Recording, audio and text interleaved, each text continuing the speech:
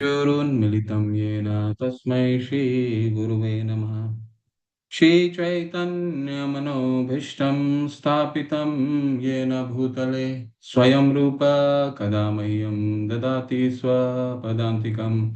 वन्देऽहं श्रीगुरो श्रीयुतपदकमलं श्रीगुरुं वैष्णवांश्च श्रीरूपं सागरजातां सहगना रघुनाथामृतं सजीवं साद्वैतं सावधूतं परिजना सहिता कृष्ण चैतन्य देवम श्री राधा कृष्ण पादान सहगना ललिता श्री विशाखान्वितांश्च नमो विष्णुपादाय कृष्ण पृष्ठाय भूतले श्रीमते भक्ति वेदांत स्वामिनिति नामिने नमस्ते सरस्वते देवे गौरवाणी प्रचारणे निर्विशेष शून्यवादी पाश्चात्य देश तारिणे नमो विष्णुपादाय कृष्ण पृष्ठाय भूतले श्रीमते भक्ति सिद्धांत सरस्वती नामिने शिवाश्र भानवी देवी दायिता कृपाब्दये कृष्ण संबंध विज्ञान दायिने प्रभवे नमः।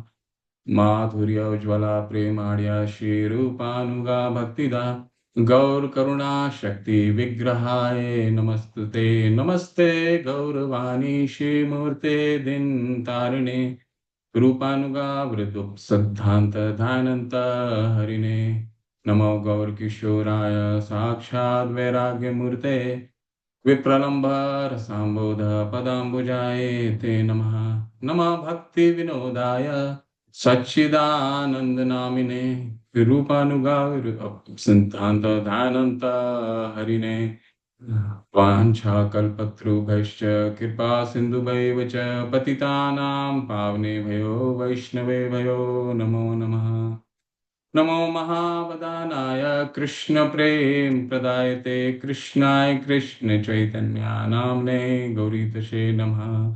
हे कृष्णा करुणा सिंधु दीनबंधु जगतपते गोपेश गोपिका कांत राधा कांत नमस्तुते ताप्त कांचन गौरांगी राधे वृंदावनेश्वरी वृषभानुसुते देवी प्रणमामि हरिप्रिये। जय हो श्री कृष्ण चैतन्य प्रभु नित्यानंदा श्री अद्वैत गदाधर शिवासादि गौर भक्त वृंद।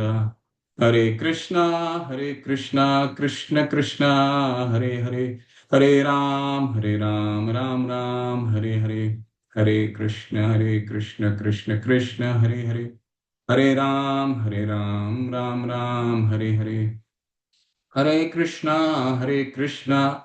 कृष्ण कृष्णा हरे हरे हरे राम राम राम हरे हरे। हरे कृष्णा। आप सबका हार्दिक अभिनंदन। हरे कृष्ण प्रभु जी, सादर पंचांग प्रणाम। कृष्ण प्रभु जी दंडवत प्रणाम। हरे हरे कृष्ण कृष्ण सभी। प्रभु जी पांचांग प्रणाम।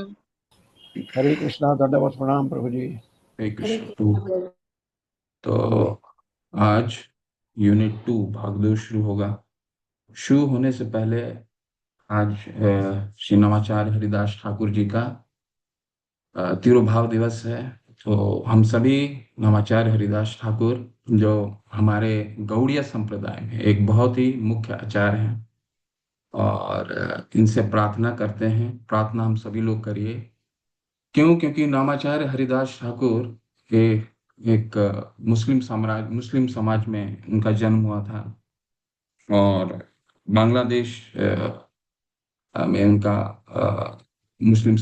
परिवार में उनका जन्म हुआ और बेनापोल करके जगह जहाँ पे वो रहते थे और रोजाना करीबन 3 लाख नाम किया करते थे। हम अगर अपना नाम जिस तरह से हम नाम करते हैं तो हमारी एक गणना से भी बाहर चली जाएगी। ठीक है, हम कितना नाम करते होंगे? 1 घंटे में बहुत नाम किए तो 6 से 7 मिनट में एक नाम होता है हमसे, है ना। 1 घंटा में बहुत होगा तो 60 गुने अगर आप करें तो बहुत होगा तो 160 माला पर घंटे। तो 24 घंटे भी हमारे लिए कम पड़ेंगे। नामाचार्य हरिदास ठाकुर 3 लाख नाम जप करते थे। बस इसका संख्या सोच करके देखिए कि नाम में कितनी श्रद्धा होगी। तो उन्होंने उनको अपने समाज से बहिष्कार किया गया और अंत में चैतन्य महाप्रभु के शरण उन्होंने लिया। और जब जगन्नाथपुरी धाम जब पहुंचे तो पूरी धाम में तो आप सबको मालूम है कि हिंदू के अलावा कोई मंदिर में किसी का प्रवेश निषेध है। तो नमाचार्य हरिदास ठाकुर को मंदिर में प्रवेश नहीं था, परंतु सिद्धा बकुल करके जगह, अगर आप जगन्नाथपुरी धाम गए होंगे, पुरी गए होंगे, तो सिद्ध बकुल करके जगह है, वहां नमाचार्य हरिदास ठाकुर ही अपने नाम लेते थे और स्वयं जगन्नाथ उनसे मिलने के लिए आते थे। तो आश्चर्यचकित की बात यह है कि भगवान महाप्रभु चैतन्य, जिन्होंने हमारे सामने इस गौड़िया संप्रदाय के एक मुख्य आचार्य के रूप में हैं, इष्ट देव भी हैं, मुख्य आचार्य भी हैं, तो नामाचार्य हरिदास ठाकुर से नाम की महिमा सुनने के लिए स्वयं चैतन्य महाप्रभु जाते थे। डेली डेली रोजाना स्नान करते थे। स्नान करने के बाद स्वयं जाते थे नामाचार्य हरिदास ठाकुर के पास। नामाचार्य हरिदास ठाकुर बोलते थे कि प्रभु, आपने ही तो संकीर्तन यज्ञ का पूरे विश्व में संकीर्तन यज्ञ की महिमा को फैलाया, फिर मैं क्यों आपको बोलूं नाम नाम की महिमा। श्री महाप्रभु चैतन्य बोलते थे कि तुम्हारे मुख से जो नाम निकलता है वो मुझे बहुत अच्छा लगता है। बलि हरिदास नाम है महिमा अपार, जो तुम महिमा बोलते हो, हरिदास नाम महिमा अपार, तुम्हारे मुख सुने आनंद हमारा। चैतन्य महाप्रभु ने बोला उनको कि तुम्हारे मुख से अगर जो नाम की महिमा जो निकलता है उसकी महिमा अपरंपार। चैतन्य महाप्रभु ने उनसे बोला कि तुम नाम की महिमा मुझे सुनाओ। और इस नाम की महिमा अगर आप भक्ति विनोद ठाकुर की ग्रंथ हरिनाम चिंतामणि पढ़ेंगे तो नामाचार्य हरिदास ठाकुर और चैतन्य महाप्रभु के बीच का संवाद है और पूरे ग्रंथ में सिर्फ नाम की महिमा दी गई है। इसलिए जब वो शीर्षक पढ़ा जाता है हरिनाम चिंतामणि का, तो उसमें शीर्षक में आप पीछे किताब में देखेंगे, नाम सम वस्तु नई भव संसारे, नाम से आर कोई वस्तु कृष्ण रे भंडारे। नाम से दूसरा अमूल्य वस्तु इस संसार में नहीं है और कृष्ण के भी भंडार में नहीं है। तो हम सभी लोग एक बार श्री नमाचार्य हरिदास ठाकुर से प्रार्थना कीजिए, क्योंकि नाम का शरण जो है वो बहुत महत्वपूर्ण। अगर नाम का हम शरण ग्रहण करेंगे तो जो भी हम ग्रंथ पढ़ने वाले हैं, जो ग्रंथ पढ़ रहे हैं, ये जब ग्रंथ हमारे हृदय में तभी प्रकाशित होगा जब हम नाम की महिमा समझेंगे। सर्व वेदे बले गाओ हरि नाम सार। सभी वेदों का सार जो है केवल और केवल हरि नाम। सर्व वेदे बले गाओ हरि नाम सार, पाए बे परमा प्रीति आनंद। जितने भी ग्रंथ हम पढ़ रहे हैं उसका सबका सार केवल और केवल हरि नाम में है। तो भगवत गीता श्रील प्रभुपाद बोलते हैं कि ये बहुत ही एलिमेंट्री ज्ञान है। हमारी जब हम स्कूल शुरू करते हैं, जब हम शिक्षा शुरू करते हैं, तो सबसे पहले हम लोग क्या सीखते हैं? अंग्रेजी सीखते हैं, हिंदी सीखते हैं, गणित सीखते हैं, विभिन्न प्रकार के विषय को हम पढ़ते हैं।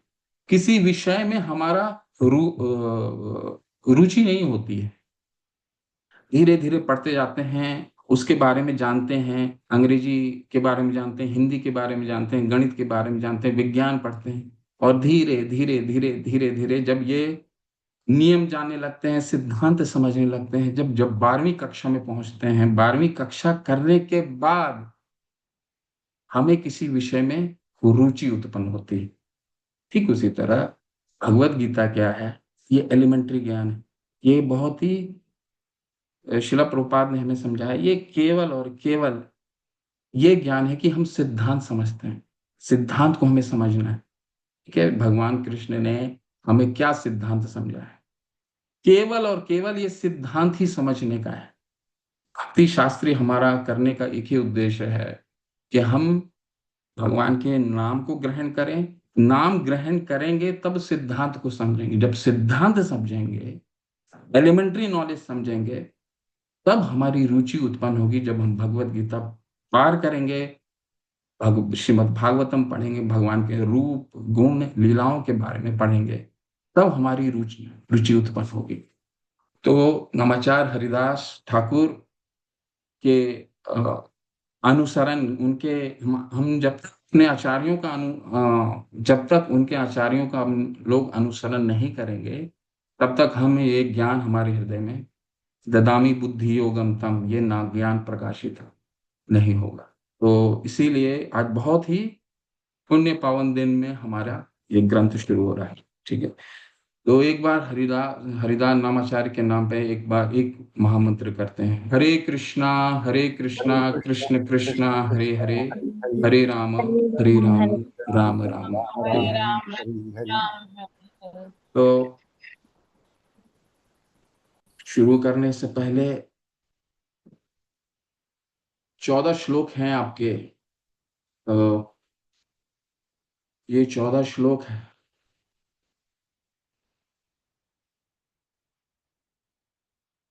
ये 14 श्लोक हैं। जब तक हम ये यूनिट करेंगे, तक ये शुरू के हम अपने सेशन शुरू करने से पहले ये 14 श्लोक को पठन करेंगे, पढ़ेंगे। और ताकि आपको, जब तक ये हमारा यूनिट खत्म होगा, तब तक आपके एक एक शब्द आपके मन में उतर जाएगा कि इसको पढ़ना कैसे, इसको स्मरण कैसे करना है ना। श्लोक संख्या 1। आप लोग इसको म्यूट में ही मेरे साथ दोहराइए। अप्रेयमितस्त्वन्या प्रकृतिं विद्धि मे पराम जीव भूता महाबाहो ययेदं धार्यते जगत्।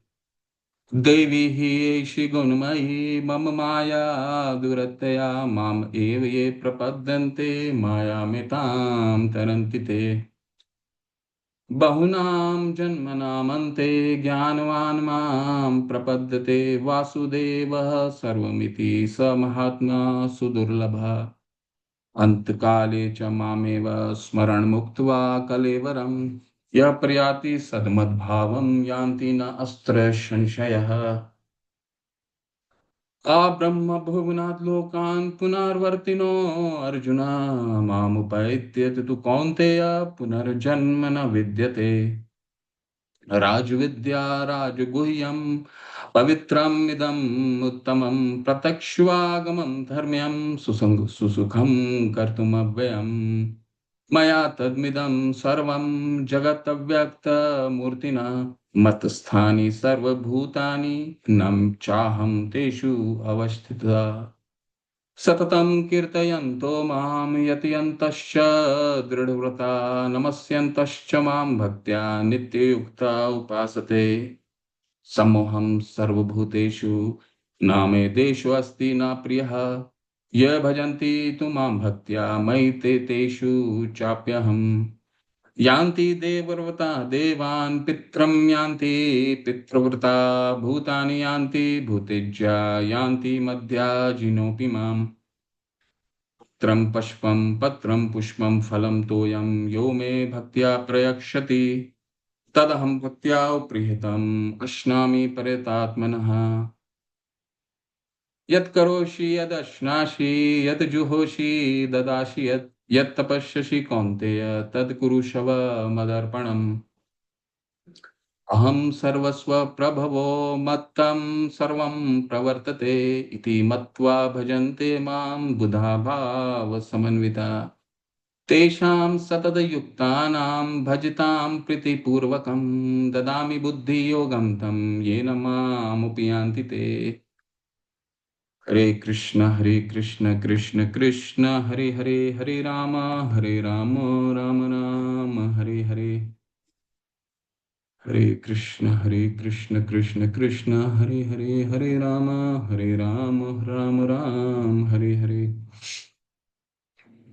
हरे कृष्ण कृष्ण कृष्ण हरे हरे, हरे राम राम हरे हरे। आप लोग सभी लोग भगवत गीता अपने पास रखिए, अपने पास खोल लीजिए।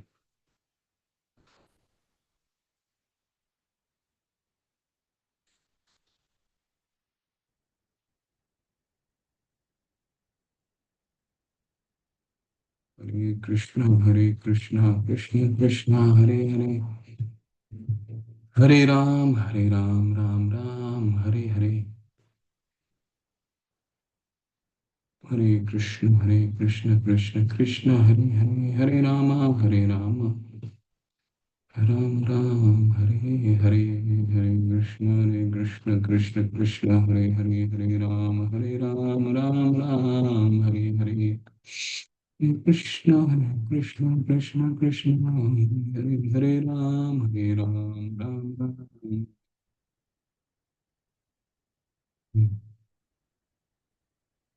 तो अध्याय यूनिट 2, अध्याय संख्या 7। तो भक्ति योग, ये पहला, आप लोगों ने पहला यूनिट कर लिया। ये पूरे भगवत गीता, जैसे आप तक अब तक समझ गए होंगे, भगवत गीता 3 भागों में विभाजित की गई है। ठीक है, कर्मयोग 1 से लेकर के 6 तक, 7 से लेकर के 12 तक भक्ति योग, और 13 से लेकर के 18 तक, 17 तक ज्ञान योग। ठीक है, 18वां अध्याय क्या है? अंतिम निर्देश है भगवान का। तो भगवान ने कृष्ण अर्जुन को जब ये गीता का ज्ञान दे रहे थे, तो उन्होंने बांट करके उनको नहीं बोला कि अब 1 से लेकर के 6 तक कर्म योग बता रहा हूँ, 7 से लेकर के 12 तक अब भक्ति योग बताऊंगा, 13 से लेकर के 17 तक अब ज्ञान योग बताऊंगा। उन्होंने पूरा भक्ति योग ही बताया। कर्म में भी भक्ति कैसे करना है उन्होंने 1 से 6 तक वही बताया। 7 से लेकर के 12 तक जब कर्म योग उन्होंने शेष कर दिया, कर्म योग सारा बता दिया। उन्होंने क्या बताया कर्म योग में, कैसे कर्म करना है। कर्म भगवान के लिए, अगर कर्म ब्रह्मणादाय कर्माणि संग त्यक्त्वा करोति यो लिप्यतेन स पापेन पद्म पत्र विभाव से।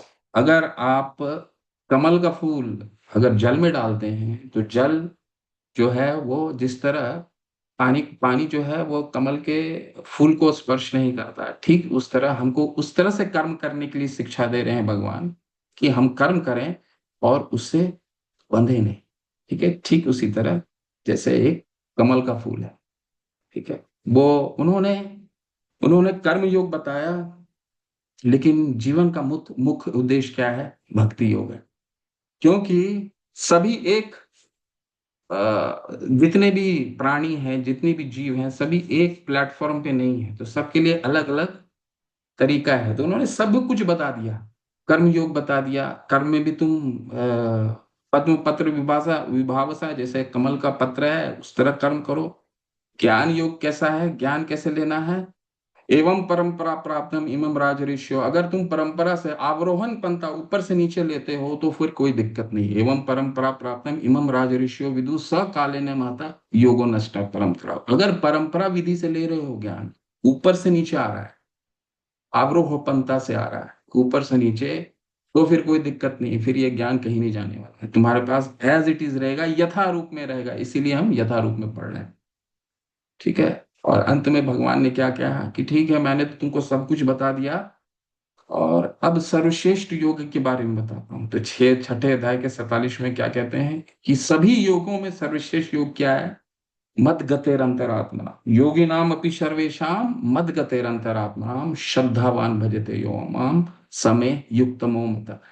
तो भक्ति योग 1 से लेकर के उन्होंने दूसरे अध्याय से लेकर के 17वें अध्याय 18वें अध्याय तक भक्ति योग ही बताया है। लेकिन अलग अलग लोग अलग अलग जीवन के अलग अलग मार्ग पे होते हैं, उनके लिए अलग अलग निर्देश दिए हैं। भक्ति योग कहीं भी ऐसा नहीं है कि उन्होंने भक्ति योग के बारे में चर्चा नहीं की। हर एक श्लोक में भक्ति योग के बारे में चर्चा है। लेकिन 7 से 12 तक ये पूरे भगवत गीता का ये बिंदु क्यों बोला जाता है, क्यों ये 7 से 12 पूरे भगवत गीता का सार बोला जाता है? इसीलिए क्योंकि भक्ति योग करना कैसे है। कर्म योग में तो बता दिया उन्होंने, ज्ञान योग में भी बता दिया कि अ, कर्म में तुम कर्म में बिना बंधे हुए तुम भक्ति करो, ज्ञान लियो, लेकिन भगवान के लिए ज्ञान लेते हुए कर्म करो, ज्ञान लो। परंतु भक्ति योग क्या है? ये मुख्य बिंदु है। ठीक है, ये मुख्य है, इसलिए 7 से 12 को भगवत गीता का सार बोला जाता है, क्योंकि सबका सार यही है। ठीक है, तो सबसे पहला श्लोक, जैसे हम 6 अध्याय का 47 श्लोक, आप लोग सब भगवत गीता खोलिए। भगवत गीता का हम एक एक श्लोक पठन करेंगे, और तात्पर्य तो पूरा नहीं पढ़ेंगे, परंतु मुख्य मुख्य कुछ सिद्धांत को हम उसको, शिला प्रभुपाद ने किस सिद्धांत को रखने की कोशिश की है, कोशिश कीजिए आप उन सभी को अंडरलाइन कीजिए। ठीक है, बहुत सारे कुछ मुख्य सिद्धांत हैं।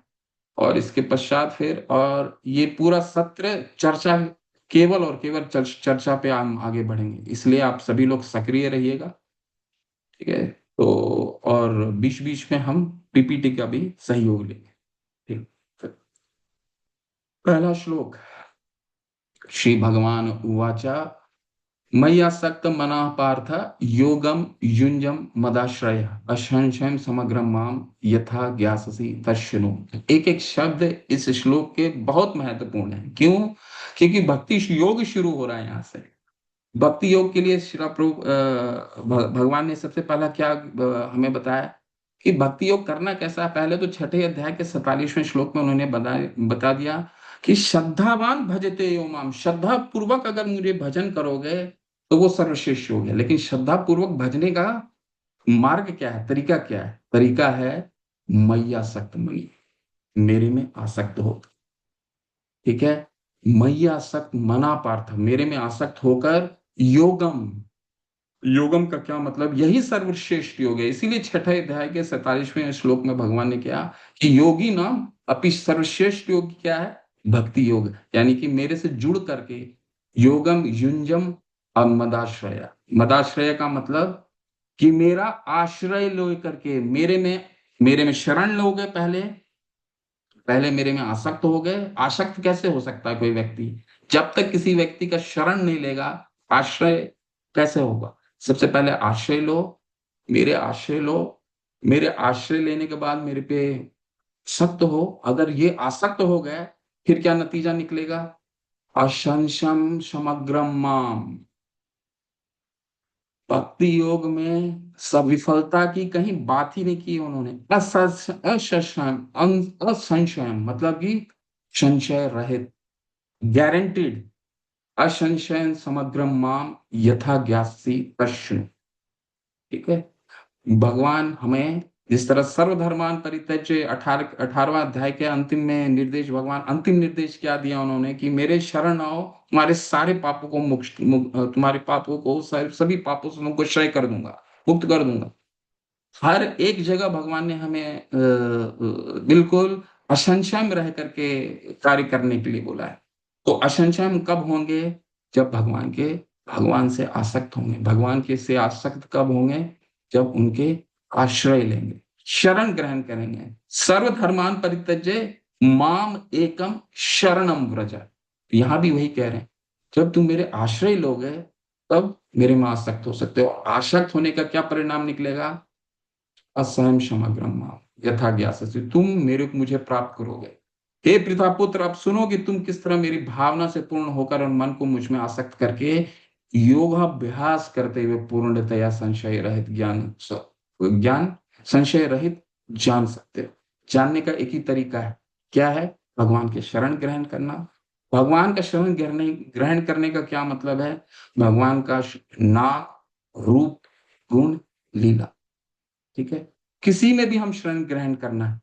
इसीलिए हमारी शुरुआत कहाँ से हुई? नवाचार्य हरिदास ठाकुर से। क्योंकि नवाचार्य हरिदास हमें क्या बोलते हैं? नाम के शरण ग्रहण करना। तो नाम चिंतामणि श्री कृष्ण चैतन्य विग्रह नित्य मुक्तो नित्य शुद्धो नित्य मुक्तो नित्य शुद्धो विनत्व नाम नामिने। हरि नाम जो है वो बिल्कुल शुद्ध है। अगर हम हरि का नाम लेते हैं तो भिन्नत्व नाम नामिने, कृष्ण से वो बिल्कुल भिन्न, कोई फर्क नहीं कृष्ण और नाम में। ठीक है, तो यहीं से हमारी शुरुआत, यही शरण ग्रहण करने की बात हो रहा है। तो इसमें कुछ मुख्य मुख्य बिंदु है जिसको अंडरलाइन कीजिए। अब आपसे चर्चा के विषय आएगा। कृष्ण ही पूर्ण तथा वैज्ञानिक ज्ञान है, और कृष्ण भावनामृत में ही मनुष्य को सारी अनुभूति होती है।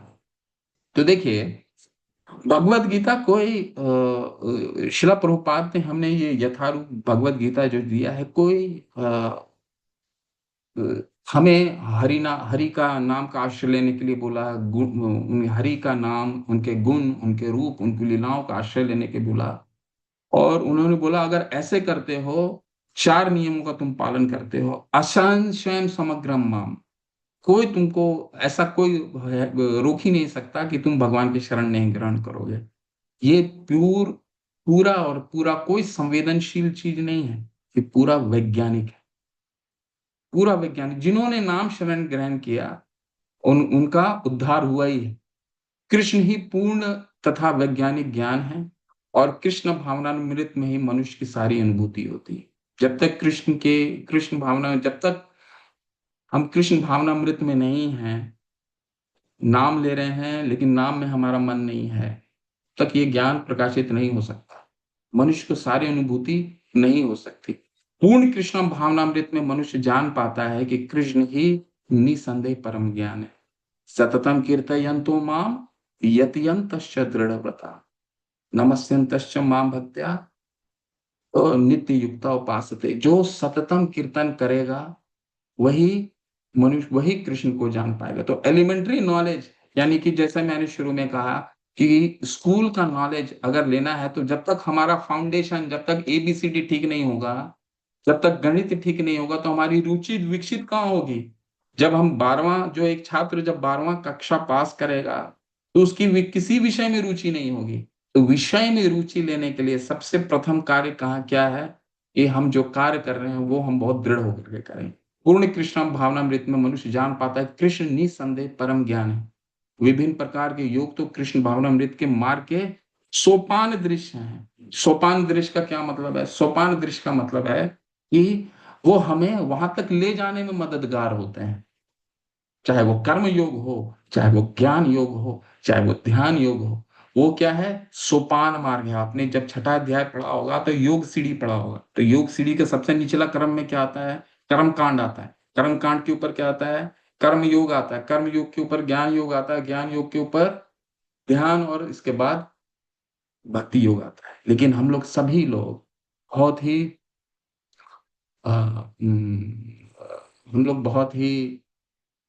बहुत लकी, जिसको कह सकते हैं, या फिर तो उस कि हम ऐसे इस परंपरा में जुड़े हैं कि हमें कोई ये ना ही कर्म योग करने की आवश्यकता है, ना ही कर्म कांड, कर्म योग, ध्यान योग और तत्पश्चात भक्ति योग जाने की आवश्यकता है। हम इतने भाग्यशाली हैं कि हमें शुरू से ही भक्त बता दिया गया है कृष्ण ही भगवान है। ना ही कर्म कांड से हमें जाने की आवश्यकता है कृष्ण कौन है, कृष्ण कौन है। ना ही ज्ञान में भगवत गीता पढ़ने की आवश्यकता है कि शिव भगवान है, ब्रह्मा जी भगवान है, कि कोई और भगवान है। भगवान हमारे आचार्यों ने बहुत ही सरल कर दिया है हमारे लिए ज्ञान। कृष्ण ही भगवान है। ईश्वरा परम कृष्ण सच्चिदानंद विग्रह अनादिर आदिर गोविंद सर्व कारण कारणम एते चांस कला पुंसा कृष्ण भगवान से। कृष्ण ही भगवान है। तो हमें कोई किसी भी मानसिक चिंतन करने की आवश्यकता नहीं है। 10 ग्रंथ पढ़ने की जरूरत नहीं है कि कौन है भगवान, कौन है भगवान, ना, कोई जरूरत नहीं। आचार्य ने हमारा सारा कुछ दे दिया है, सारा होमवर्क करके हमारे सामने रख दिया है, हमें बस उसको ग्रहण करना है ना। तो सोपान सदृश है। तो आगे क्या बोल रहे हैं? मनुष्य को चाहिए कि छठे के अंतिम श्लोक अनुसार योग का अभ्यास करे। श्रद्धावान भजते यो माम, श्रद्धा पूर्वक। हमारे पास हम आज क्या कर रहे हैं? भक्ति शास्त्री का हमारे लिए क्या श्रद्धा है? हमारे गुरु ने क्या कहा है? सुबह जल्दी उठना है, 16 माला करना है, तो मंगल आरती करनी है, ठीक है, और श्रीमद् भागवतम भगवत गीता की कक्षाएं करनी है, भक्ति शास्त्री कर रहे हैं।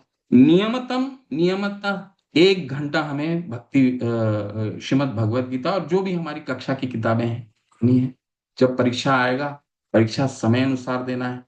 श्लोका परीक्षण आएगा, परीक्षण देना। यही हमारा यही इसी इसी को दृढ़व्रता कहा गया है, कि जो हम कर रहे हैं वो दृढ़ से होकर के करें। अतः मनुष्य को चाहिए कि ध्यान और एकाग्रता को नवदा भक्ति के द्वारा संभव बनाया जाता है, जिसमें श्रवणम अग्रणी और महत्वपूर्ण है। तो आप सबसे पूछना, श्रवणम, हमारे यहाँ नवदा भक्ति आपने सुन रखा होगा। श्री प्रहलाद महाराज ने हमें ये सिद्धांत बताया कि 9 तरीके से भक्ति की जा सकती है सुनने से। श्रवणम कीर्तनम विष्णु स्मरणम, 9 तरीके से, ठीक है। अर्चनम मंत्रम साख्यम साख्यम आत्मनिवेदन, 9 तरीके से आत्मनिवेदनम। इसमें यथा ज्ञाससी तत्शृणु, अब मेरे से सुनो। देखने की बात नहीं हो रही है, सुनने की बात हो रही है। क्यों सुनने पर इतना बल दिया गया है? हरे सुनने कृष्ण पे क्यों प्रभु। इतना बल दिया है? हरे कृष्णा, एक एक करके बोले। सुनने पे इतना क्यों बल दिया गया है? जबकि महाभागवत श्री प्रहलाद महाराज ने तो बोला है कि आप कोई भी करके कर सकते हैं। अम्बरीश महाराज ने कुछ भी 9 के 9 किए। परीक्षित महाराज ने केवल श्रवण किया। सुखदेव मुनि ने कीर्तन किया। बलि महाराज ने आत्मनिवेदन किया। ऐसे कई आपने उदाहरण पढ़े होंगे। सब ने एक एक सिद्धांत को लिया और पकड़ के लेकर के चले गए, भगवान के धाम को प्राप्त हो गया। लेकिन भगवान हमें विशेष यहाँ पे विशेष सलाह दे रहे हैं। क्या? यथा ज्ञाससी पश्चिम, मेरे से अब सुनो, देखो नहीं, कीर्तन नहीं, सुनो। सुनने पर क्यों इतना बल है? भगवान ने क्यों बल दिया है? एक एक करके कोई भी बोले, कोई 3 व्यक्ति बोले, सुनने पे क्यों बल है? हैंड रेस कीजिए प्लीज। हरे कृष्णा। कीर्तन पे क्यों नहीं है? अर्चनम पे क्यों नहीं है? हालांकि सारे महाभागवत ने बोला है, प्रहलाद महाराज ने, सब बराबर है। यथा ज्ञाससी तस्सुनो, सुनने पे क्यों बल दिया गया?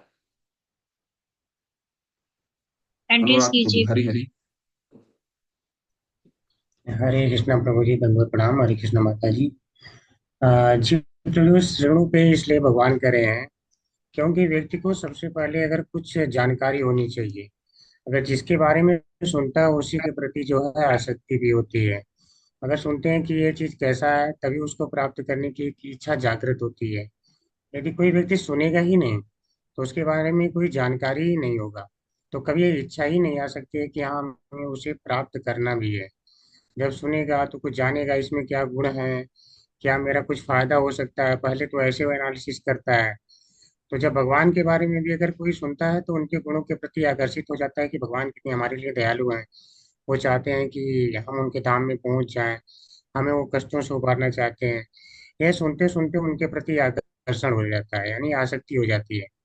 और हम जानते हैं कि जब आसक्ति हो जाती है तो यही धीरे धीरे जो है, यानी आसक्ति एक श्रद्धा में विकसित हो जाती है। और उस श्रद्धा से फिर साधु संग करता है व्यक्ति, फिर भजन क्रिया इत्यादि और अनर्थ नृत्य, इस प्रकार से वो स्टेजेस करते करते धीरे धीरे भगवान से उसे प्रेम भी हो जाता है।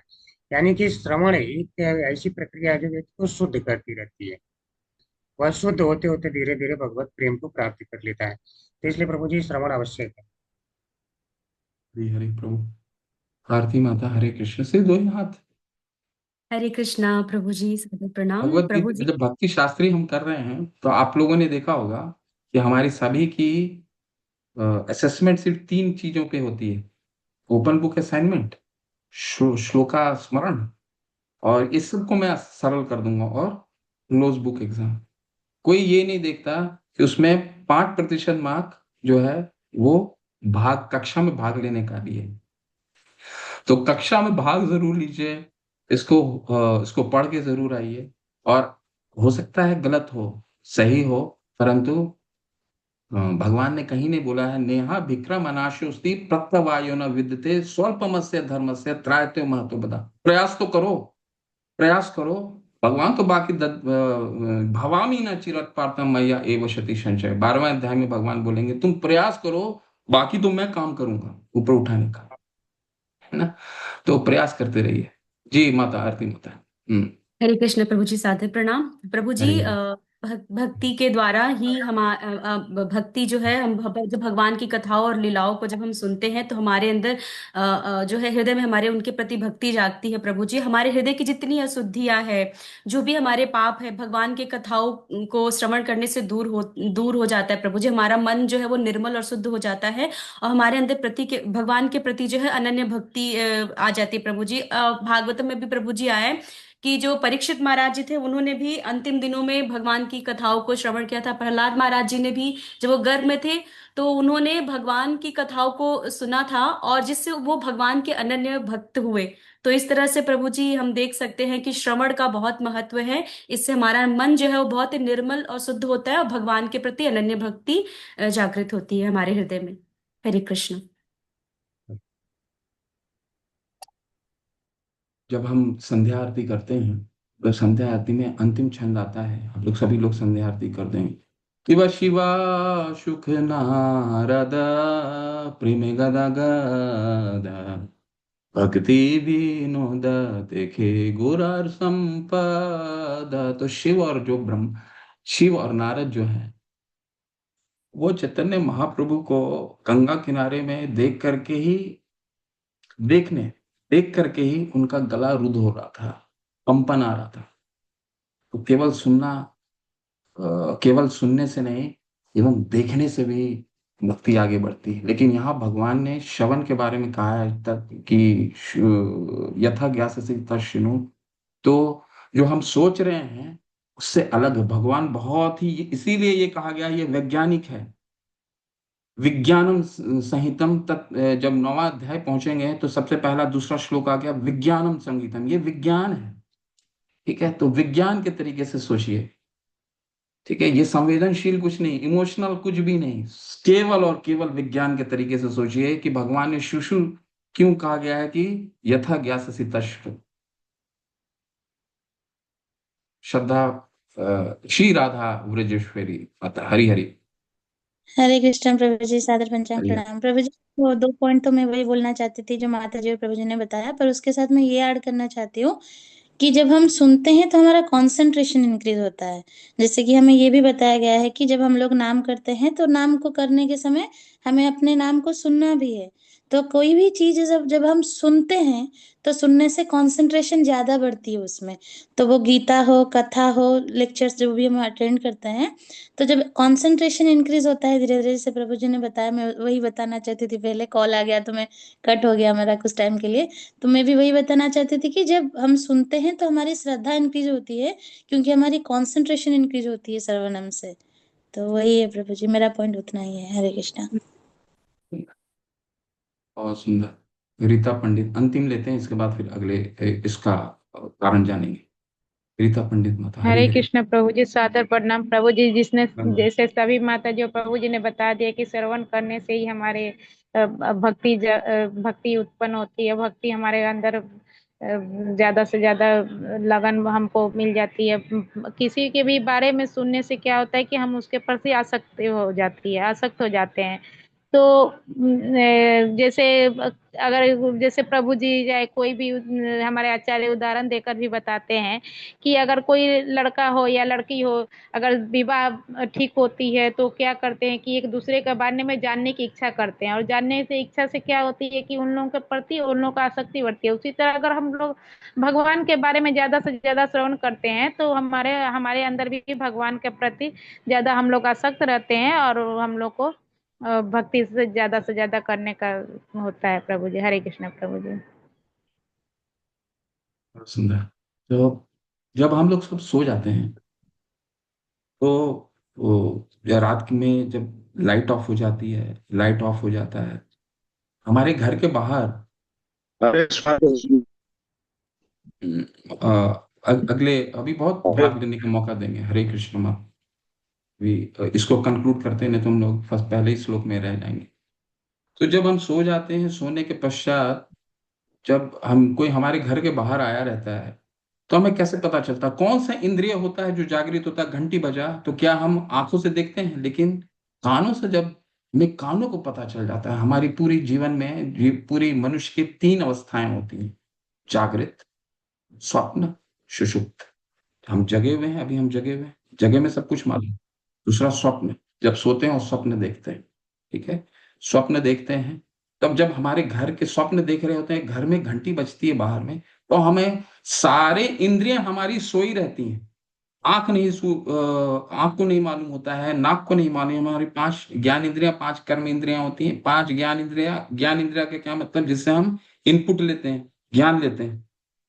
ठीक है, जिससे ज्ञान लेते हैं, उस पांचों के पांचों इंद्रियों में केवल और केवल एक इंद्रिया सक्रिय रहती, जब हम स्वप्न में भी रहते हैं। 3 अवस्थाओं में स्वप्न में भी स्वप्न में रहते हैं। सुषुप्त मतलब होता है, सुषुप्त मतलब बेहोश, जब एक किसी का ऑपरेशन होता है, बेहोश कर दिया जाता है, वो सुषुप्त कहा जाता है। ठीक है, तो केवल और केवल हमारा कान जो है, सुनने की जो अवस्था है, वो स्वप्न अवस्था में भी जागृत रहती है। और हमारी जो अवस्था अभी है, वो सभी के सभी हम सभी स्वप्न में है। राधा गोविंद महाराज कहते हैं, बहुत अच्छे से समझाते हैं कि हम अपनी अवस्था नहीं जानते। अवस्था हमारी क्या है? क्या हमारी अवस्था है? हमारी अवस्था है दास का। चैतन्य महाप्रभु ने हमें क्या बताया है कि हम भगवान के दास हैं। परंतु भौतिक जगत में हम आकर के क्या है, भौतिक जगत में आकर के हम सबको प्रभुत्व हम सब प्रभुत्व समझने लग जाते हैं अपने आप को। ठीक है, एक ही सिचुएशन को हम दो तरीके से देखते हैं। क्यों? क्योंकि हम अपनी अवस्था प्राप्त नहीं किए रहते हैं। हो सकता है ये कोई 70 वर्ष जीता है, 80 वर्ष जीता है, तो 80 वर्ष का जो उम्र है सिर्फ स्वप्न का उम्र है, केवल स्वप्न, क्योंकि अपनी अवस्था जब तक प्राप्त नहीं किया तो वो असली जीवन में तो प्राप्त ही नहीं किया। इसलिए अपनी यथार्थ को क्या हम अपना दास तो समझ नहीं रहे हैं। जब तक आत्मा के स्तर में जब तक हम आत्मा के स्तर पे नहीं समझेंगे तब तक तो हम स्वप्न में ही है ना। अब देखिए, राधा गोविंद महाराज बहुत अच्छे से समझाते हैं, एक बहुत ही उदाहरण है।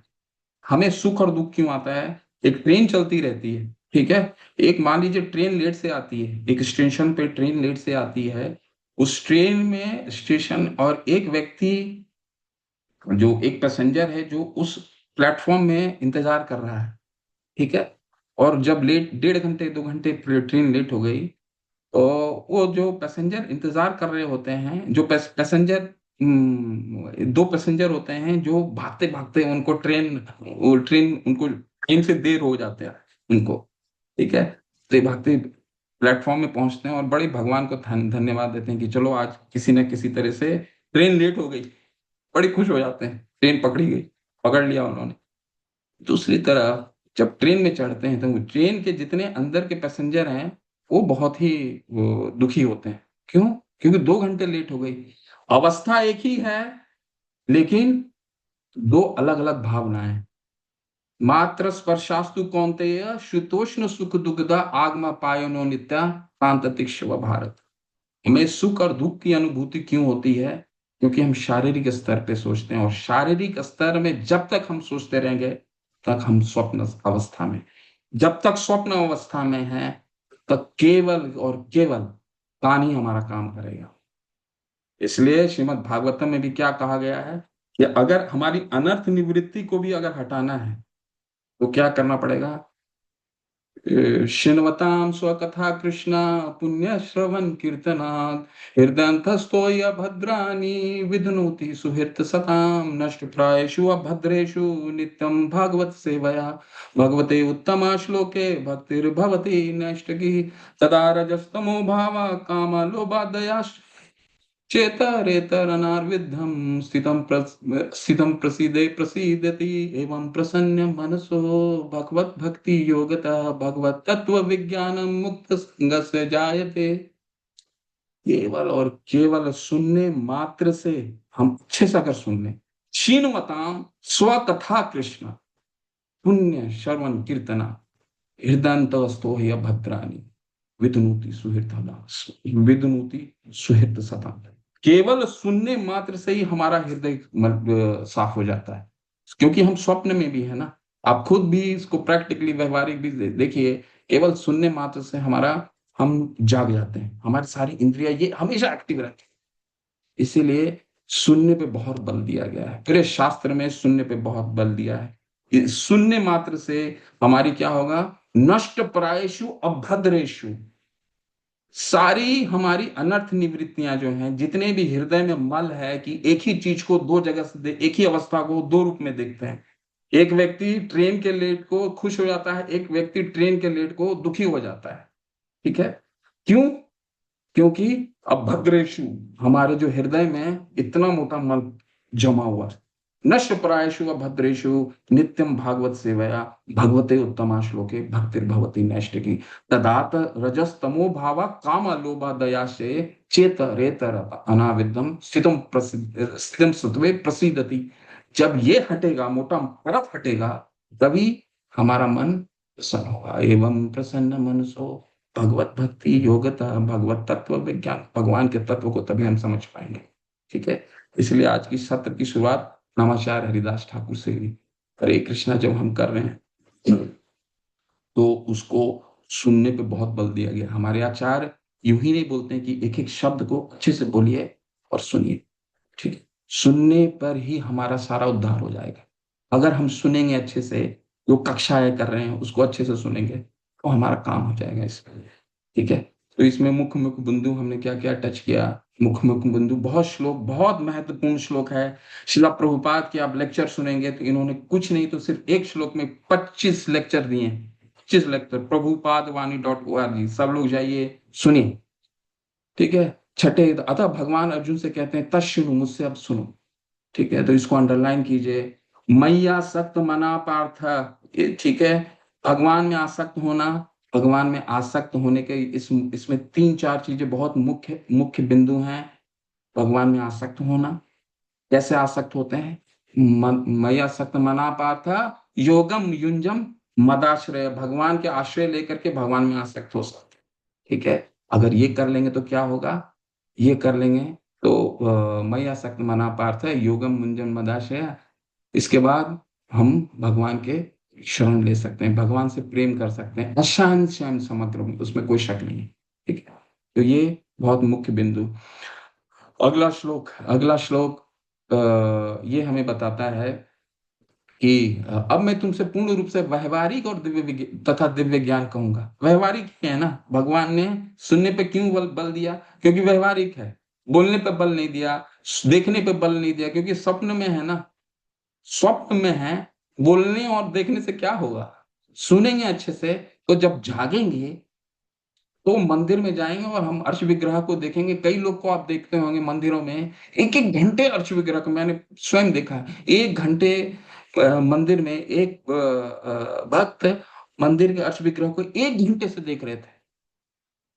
हम तो 2 मिनट में पलक झलक जाता है, चले जाते हैं और देख लिए। क्यों? क्योंकि वो व्यक्ति स्वप्न से उठ रहा है। जब स्वप्न से उठ जाएगा तब आपके सामने वो चीजें अच्छे से देख सकते हैं, तभी तो देख सकते हैं। नहीं तो सामने में तो जब अंधेरा रहेगा तो आपके घर के बाहर कौन आया, केवल घंटी से सुन के पता सकते हैं, है ना।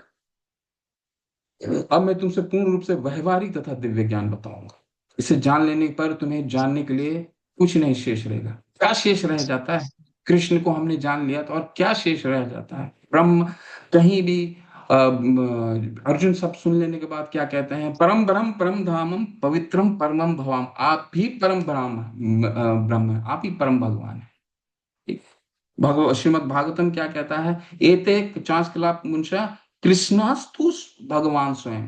ब्रह्मा जी क्या कहते हैं? दीपा चिरे भी दशनांतर भूपेत्य दीपा ही ते ही विवर्तु समान धर्मा। दीपक जो जलता है, सारे दीपक जलते हैं, ठीक है, लेकिन जो दीपक जलाता है वो मुख्य होता। हो सकता है शक्तियां सभी दीपक में एक जैसी जलती हो, श्री राम, नरसिंह, वामन देव, सब की शक्ति एक बराबर है, लेकिन जो दीप जलाने वाला है वो मुख्य है। एते चांस लोग कृष्णास्तु भगवान स्वयं। जब भगवान को हमने जान लिया, जन्म कर्म च में दिव्यम यो वेति तत्वतः त्वादे हम पुनर्जन्मा नैति मामेति सो अर्जुन। भगवान के जन्म और कर्म को हमने जान लिया, फिर जन्म कर्म च में दिव्यम यो वेति तत्वतः त्वादे हम पुनर्जन्मा, फिर नहीं जन्म दोबारा होगा अर्जुन, ऐसा भगवान ने 4थे अध्याय में बोला है ना। अतः मनुष्य को इतना बुद्धिमान तो होना ही चाहिए कि वह समस्त ज्ञान के मतलब सोर्स को जान सके, जो समस्त कारणों के कारण है। ईश्वर परम कृष्ण सच्चिदानंद विग्रह, सभी के कारण है। विष्णु के कारण है, नरसिंह के कारण है, श्री राम के कारण है। दीपाचिरे भी समान युद्ध धर्म, मतलब दीप, एक दीप से सारे दीपक जलते हैं। तो हम अगर मुख्य दीपक को जान गए तो वो दीपक कहाँ से जला है उसके पूरे हम सोर्स को जान सकते हैं। समस्त लोगों का ध्यान का एकमात्र लक्ष्य है, ठीक है। तो ये हमारा दूसरा श्लोक समझाता है। बहुत महत्वपूर्ण श्लोक है ये। मनुष्यानाम सहस्त्रेषु कश्चिद् यतति सिद्धये यतताम अपि सिद्धानाम कश्चिन् माम वेति तत्वतः। सभी मनुष्यों में, मनुष्यानाम मतलब सभी मनुष्यों, सभी मनुष्य मतलब 4 लाख मनुष्य की कैटेगरी है, ठीक है। इसमें सभी आ गए, देवगण भी आ गए, 14 लोक में जितने हैं। केवल एक को नहीं बोला गया है कि जो पृथ्वी में जीव है ना मनुष्य, वो नहीं। मनुष्य नाम सहस्त्रेषु, सहस्त्रेषु मतलब जितने हैं, करोड़ों, मनुष्य नाम सहस्तेषु कश्चिद् यत्तति सिद्धये। कोई एक तैयार होता है सिद्धि के लिए। अब प्रश्न आने वाला है तो ध्यान पूर्वक सुनिए। यत जिन्होंने भाग नहीं लिया है उनके लिए प्रश्न है। यतताम अपि सिद्धानाम मनुष्य नाम सहस्त्रेषु कश्चिद् यतति सिद्धये। कोई इतने करोड़ों लोगों में कोई एक आता है। 220 रुपए की भगवत गीता मिलती है, भगवत गीता बांट दीजिए, इसके बावजूद कितने लोग पढ़ते हैं? कम लोग पढ़ते हैं। ठीक है, कितने लोग पढ़ते हैं मनुष्य नाम सहस्त्र कश्यप देती सिद्ध है। उसमें से भी कुछ लोग सिद्धि के लिए भगवान को जानने का प्रयास करते हैं अपने से। ठीक है, यतताम अपि सिद्धानाम कश्चिन माम वेति, उसमें से भी कुछ लोग लेवल 5 आते हैं, लेवल 5 के बाद लेवल 6 जाते हैं। भगवान की भक्ति करोड़ों, बहुत लोग आए। ऐसा नहीं है कि हम हरि नाम करना शुरू कर दिया और हम भगवान को, कोई एक ही कृष्ण प्रहलाद महाराज को एक ही होता है जो हरि का नाम लेता है और उस एक हर एक शब्द में उसको भगवान का रुदन आता है। महाप्रभु ने क्या सिखाया? युगायितम निमिषेण चक्षुषा प्रवाहिशायितम शून्यायितम जगत सर्वम गोविंद विरहेन में। युग एक पलक निमेष, युगायितम निमिषेण, एक पलक, पलक झपकना, युगायितम निमिषेण, ये मुझे युग के बराबर लगता है। हमें कहाँ लगता है? हमने तो 16 माला भी शुरू कर दिया, 16 माला भगवत गीता भी पढ़ ली, नहीं होता है। तो यतताम अपि सिद्धानाम कश्चिन माम वेति तत्व, ऐसे जो सिद्धि के लिए प्रयत्नशील भी होते हैं उसमें से शायद ही कोई एक विरला भगवान को जान पाता है। तो क्या इतना मुश्किल है भगवान को जानना? इतना मुश्किल है? बिल्कुल मुश्किल नहीं। 8वें अध्याय जब हम पहुंचेंगे भगवान बताएंगे कि ये भक्ति करना बहुत ही सरल है, बहुत ही सरल। परंतु ऐसा क्यों होता है? कई हजार मनुष्य में कोई एक सिद्धि के लिए प्रयत्नशील होता है और इस तरह सिद्धि प्राप्त करने के लिए वालों में बिरला ही कोई मुझे वास्तव में जान पाता है। ऐसा क्यों होता है? क्यों ऐसा है कि कोई भगवत गीता पढ़ने के बाद भी, 16 माला करने के बाद भी, भक्ति शास्त्री करने के बाद भी ये इस स्तर तक नहीं पहुंच पाता? क्यों ऐसा है? मनुष्य नाम सहस्त्रेषु, करोड़ों व्यक्ति में क्यों ऐसा हो पाता है? क्या कारण है? आप क्या समझते हैं क्या कारण से भगवान ऐसा बहुत ही कठोर भगवान ने अपना निर्देश दिया है? मनुष्य नाम सहस्त्रेषु, भगवान कितना प्रयास करते हैं। भगवत गीता, श्रीमद् भागवतम, उनके भक्तों ने कितने ग्रंथ लिखे हैं। अपने गुरु को भेजते हैं, अपने पार्षद को भेजते हैं, मंदिर में विग्रह के रूप में आ जाते हैं, प्रसाद के रूप में आ जाते हैं, नाम के रूप में आते हैं। नामकारी बहुधा निज सर्वशक्ति, नाम में तो उन्होंने शक्ति ही डाल दी सारी, भी हम पे उस पे अनुराग नहीं आता है। भगवान तो हर जगह आते हैं किसी न किसी रूप में, परंतु कठिन क्यों है? शास्त्रेषु कश्चिद् यतति सिद्धये, सिद्धि प्राप्त के लिए कठिन क्यों है? इतना आसान कर दिया। नन्न चेतम सततम यूं माम स्मृति नित्यशः तस्या हम सुलभ पार्थ। भगवान 8वें अध्याय में कहेंगे ये बहुत सुलभ है अर्जुन, भगवान भक्ति करना। परंतु यहाँ पर बहुत कठोर बोल रहे हैं कि यतताम अपि सिद्धानाम, या कोई आता ही नहीं है सिद्धि को। एक कोई तैयार भी होता भगवत गीता पढ़ने के लिए, भगवत गीता पढ़ने के बाद भी ठीक से उसको ग्रहण नहीं कर पाता, अपने व्यवहार में नहीं ला पाता है। और कोई जो व्यवहार में लेके आता है उसमें कोई एक निकल के आता है। ऐसा क्यों? क्या कारण है? राघवेंद्र प्रभु, हरि हरि। हरे कृष्णा प्रभु, दंडवत प्रणाम। हरे कृष्ण, धन्यवाद प्रभु। प्रभु, जैसे आपने ऑलरेडी बताया कि इसमें कि हम खाली बुकिश नॉलेज लेते हैं, उसको अपने जीवन में प्रैक्टिकली नहीं उतार पाते हैं पूरी तरह। तो मेन रीज़न यही है प्रभु कि हम पूरी तरह से उसको अपनी लाइफ में उतार नहीं पाते हैं और हमारी जो भौतिक आसक्ति है वो भी छूटती नहीं है प्रभु। हमें अभी तक भगवान के नाम पे या भगवान पे पूरी तरह से विश्वास नहीं हुआ है। अभी भी हमारे ऊपर कोई प्रॉब्लम आती है तो हम आस पास देखते हैं, सब कुछ देखते हैं और उनसे हेल्प लेने की कोशिश करते हैं, बट भगवान पे पूरी तरह से अभी भी हमारा विश्वास नहीं है। जो कुछ भी नॉलेज अभी हमने लिया है लेवल 1 से लेवल 5 तक, खाली मोस्टली बुकिश नॉलेज है, अभी तक हमने उसका प्रैक्टिकल इम्प्लीमेंटेशन स्टार्ट नहीं किया है प्रभु अपनी लाइफ में। तो मुझे ऐसा लगता है कि मेन रीजन यही है प्रभु, जो भगवान ने यहाँ पर ऐसा बोला है कि हम पढ़ते हैं, जानते हैं, बट उसको प्रैक्टिकली इम्प्लीमेंट अपनी लाइफ में नहीं करते हैं। हरे कृष्ण। बहुत सुंदर प्रभु। देवेश प्रभु, हरि हरि।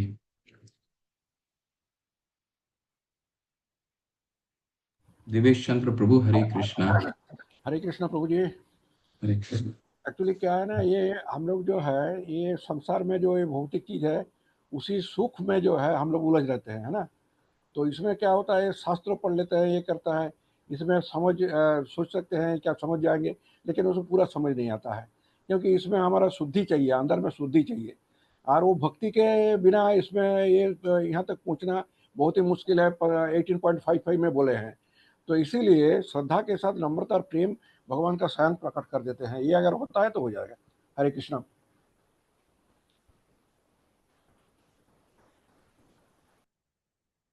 सुधीर प्रसारी प्रभु, हरे कृष्णा। हरे कृष्णा, दंडवत प्रणाम प्रभु जी। धन्यवाद प्रभु। वास्तव में क्या है कि जो शुद्ध भक्ति ही कृष्ण भावना भावित हो सकता है, और हमारे में अभी शुद्धता है ही नहीं। हम भौतिकता में ही फंसे रहते हैं और उसी को सुख समझ लेते हैं, जो कि शाश्वत नहीं होता है ना। तो अज्ञानता के कारण हम शुद्ध भावना भावित, कृष्ण भावना भावित नहीं हो पाते हैं और अपने गंतव्य से दूर बने रहते हैं। हरे कृष्ण। त्रिलोकीनाथ मिश्रा प्रभु, एक और लेते हैं, इसके बाद फिर आगे बढ़ेंगे। हरे कृष्ण प्रभु। हरे कृष्णा प्रभु जी। हरे कृष्ण प्रभु। भक्ति गीता को पढ़ने से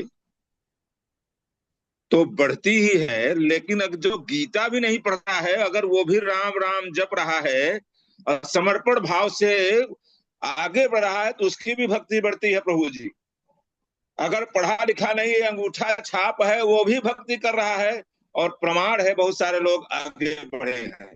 बस शर्त यह है कि श्रद्धा कितनी है उसके अंदर। और तमाम ऐसे गीता पढ़ करके निकल गए, और आपके यहाँ भी और तमाम जगहों पर भी लोग गीता पढ़ के निकल गए और खत्म। और ये जो सिद्धि है भाषा की और ज्ञान की, वो अपनी जगह पर है, आकर्षण होता है। लेकिन अब जो सिद्धि की बात आती है तो कौन कहाँ किस लेवल पर पहुंचता है, और हम डायरेक्ट सीढ़ी से पहुंच जाते हैं भक्ति में। कुछ नहीं है, केवल भक्ति मायाग्रस्त रह करके भी, गृहस्थ में भी रह करके भी भक्ति की जाती है। और हम, एक महिला चार चार घड़े को लेकर के चलती रहती है और गिरता नहीं है, क्योंकि उसने साध लिया है अपने आप को। इसी तरह से गृहस्थ भी अगर वो राम राम कह रहा है और कृष्ण कृष्ण कह रहा है, खेत में भी है और अपने काम में भी है, तब भी वह भक्ति कर रहा है। तो भक्ति को इतना टफ मत बनाइए, भक्ति को इतना कठिन मत बनाइए कि सिद्धि होगी, शुद्ध होगा तो वैसे होगा, तो वैसे होगा, तब भक्ति पाएगा। भक्ति तो सबरी ने भी किया है। तो प्रभु जी, ये मेरा कहना है। और गीता से केवल ज्ञान मिल सकता है, और ज्ञान से भक्ति चलिए, वो लेवल है, एक आध दो चार लोग निकल जाएंगे। लेकिन जनरल में जो है, जनरलाइज अगर किया जाए तो भक्ति अंगूठा छाप भी करता है। हरे कृष्णा प्रभु जी। हरे कृष्ण।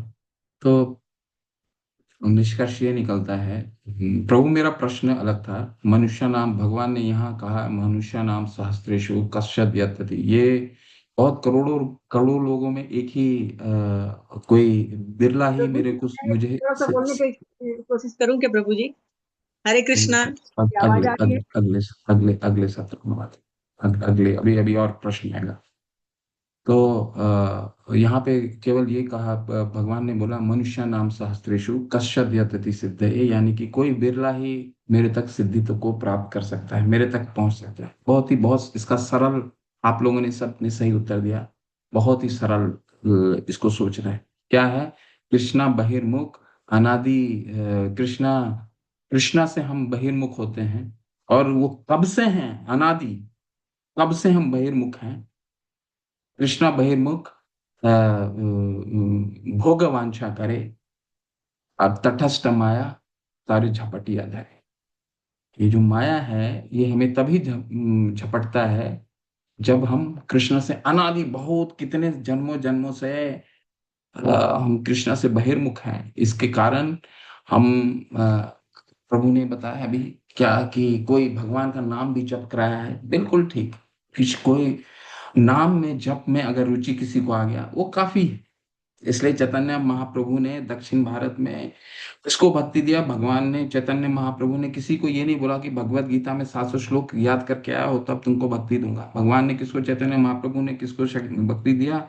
एक भक्त जो उल्टा गीता पढ़ रहा था और उसके आंखों से भगवान के तस्वीर को देख करके अश्रु बह रहे थे कि मेरे भगवान देखिए सारथी बने हुए हैं। भगवान चैतन्य ने उनको बोला तुम इस पूरे भक्ति के मर्म को समझ गए।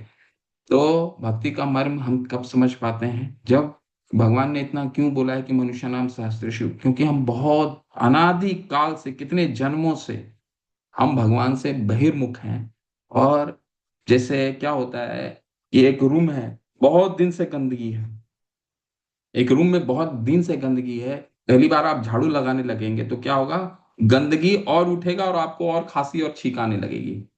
ठीक है?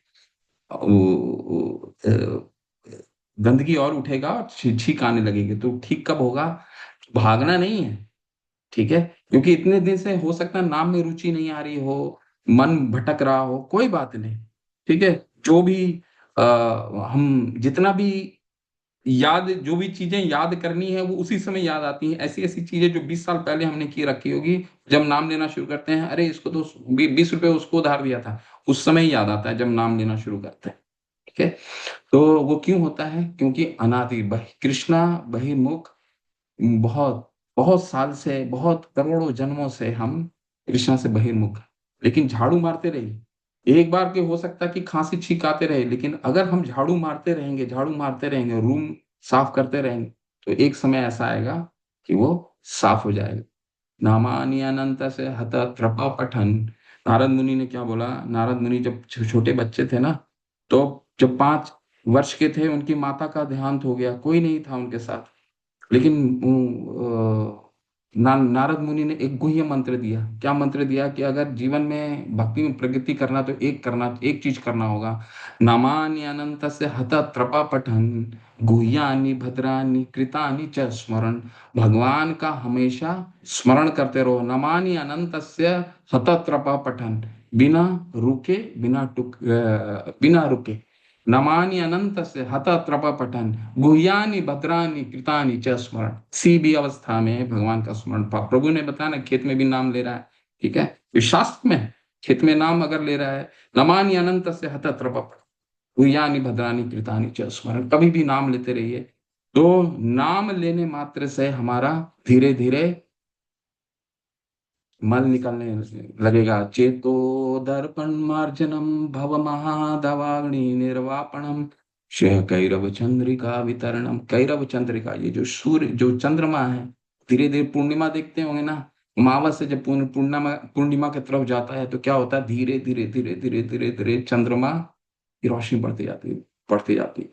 ठीक उसी तरह जैसे मैंने आपको उदाहरण दिया था, रूम साफ एक बार में हो सकता है छींक आने लग जाए, खांसी आने लग जाए, लेकिन अगर साफ करते रहेंगे, चेतो दर्पण मार्जनम भव महादवाग्नि निर्वापणम शिह कैरव चंद्रिका वितरणम। धीरे धीरे धीरे वो सूर्य, जो चंद्रमा है, प्रकाशित हो जाएगा। और जब प्रकाशित हो जाएगा तो क्या होगा? हाँ, आनंदाम बुद्धिवर्धनम प्रतिपदम पूर्णामृता स्वादनम। हर वक्त आनंदाम बुद्धिवर्धनम प्रतिपदम पूर्णामृता, हर समय हमें आनंद की अनुभूति होगी नाम से, केवल नाम लेने से। ठीक है? तो ये है मनुष्य नाम, इस श्लोक का मुख्य अर्थ। ठीक है? तो हम थोड़ा और आगे बढ़ेंगे। इसमें बहुत कुछ है पढ़ने के लिए, आप लोग अच्छे से इसके तात्पर्य को पढ़िए। शिला प्रभुपाद के तात्पर्य में एक एक चीज हमें ध्यान पूर्वक पढ़ना है। ठीक है? ऐसे कई हमारे शास्त्र में सिद्धांत है। प्रहलाद महाराज को लीजिए, प्रहलाद महाराज के जब शिक्षा ग्रहण करके आते हैं तो उनके पिता पूछते हैं कि ये तुमने ये ज्ञान लिया कहाँ से, ये शक्ति तुम्हारे पास आई कैसे कि तुम असुरों की कुल में पैदा होकर के तुम भगवान नारायण का नाम ले रहे हो। तो भगवान प्रहलाद महाराज क्या कहते हैं, जहां से शक्ति आपको प्राप्त हुई है, लेकिन आप कृष्ण को नहीं समझ सकते। क्यों?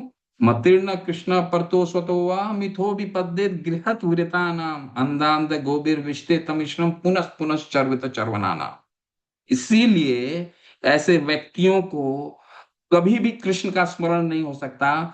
मतीर्ण कृष्ण परतो स्वतोवा, स्वतोवा मिथो भी, जो अपने मन से भगवान को स्मरण करने के लिए कोशिश कर रहे हैं। मतीर्ण कृष्ण परतो स्वतोवा मिथो विपद्येत गृहत वृता नाम, जो मिथो विपद्येत या अपने प्रयास से या किसी के साथ मिल करके सोच रहे हैं कि हम भगवान की भक्ति कर लेंगे, तो नहीं हो सकता। मिथो विपद्येत गृहत वृता नाम अंधांत गोभिर विस्ते तमिश्रम, क्योंकि ऐसे व्यक्तियों को भौतिक आसक्ति में बहुत ज्यादा आसक्ति होती है, भौतिक चीजों में।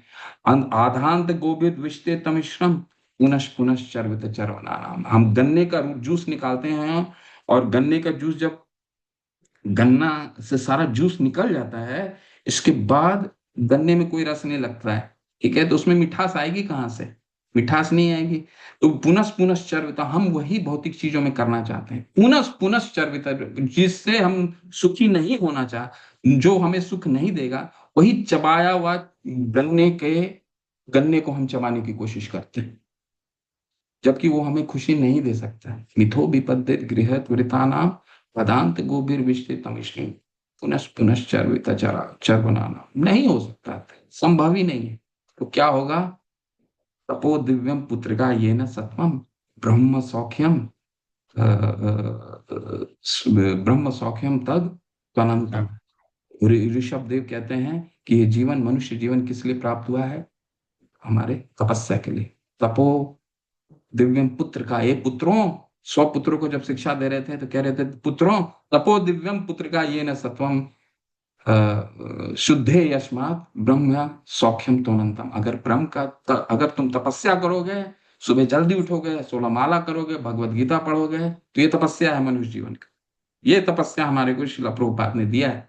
ये तपस्या अगर हम करेंगे तो क्या होगा? हमारा हृदय शुद्ध होगा, शुद्धे यस्मात्, और जब शुद्धे यस्मात् होगा तब हम ब्रह्म सौख्यम त्वनंतम, तब हम ब्रह्म की सुख की अनुभूति हो सकती है। अगले 2 श्लोकों में, क्योंकि ये जो अध्याय है, हम कृष्ण को जानने का प्रयास कर रहे हैं, तो कृष्ण को, उनकी शक्तियों के बिना तो हम जान नहीं सकते।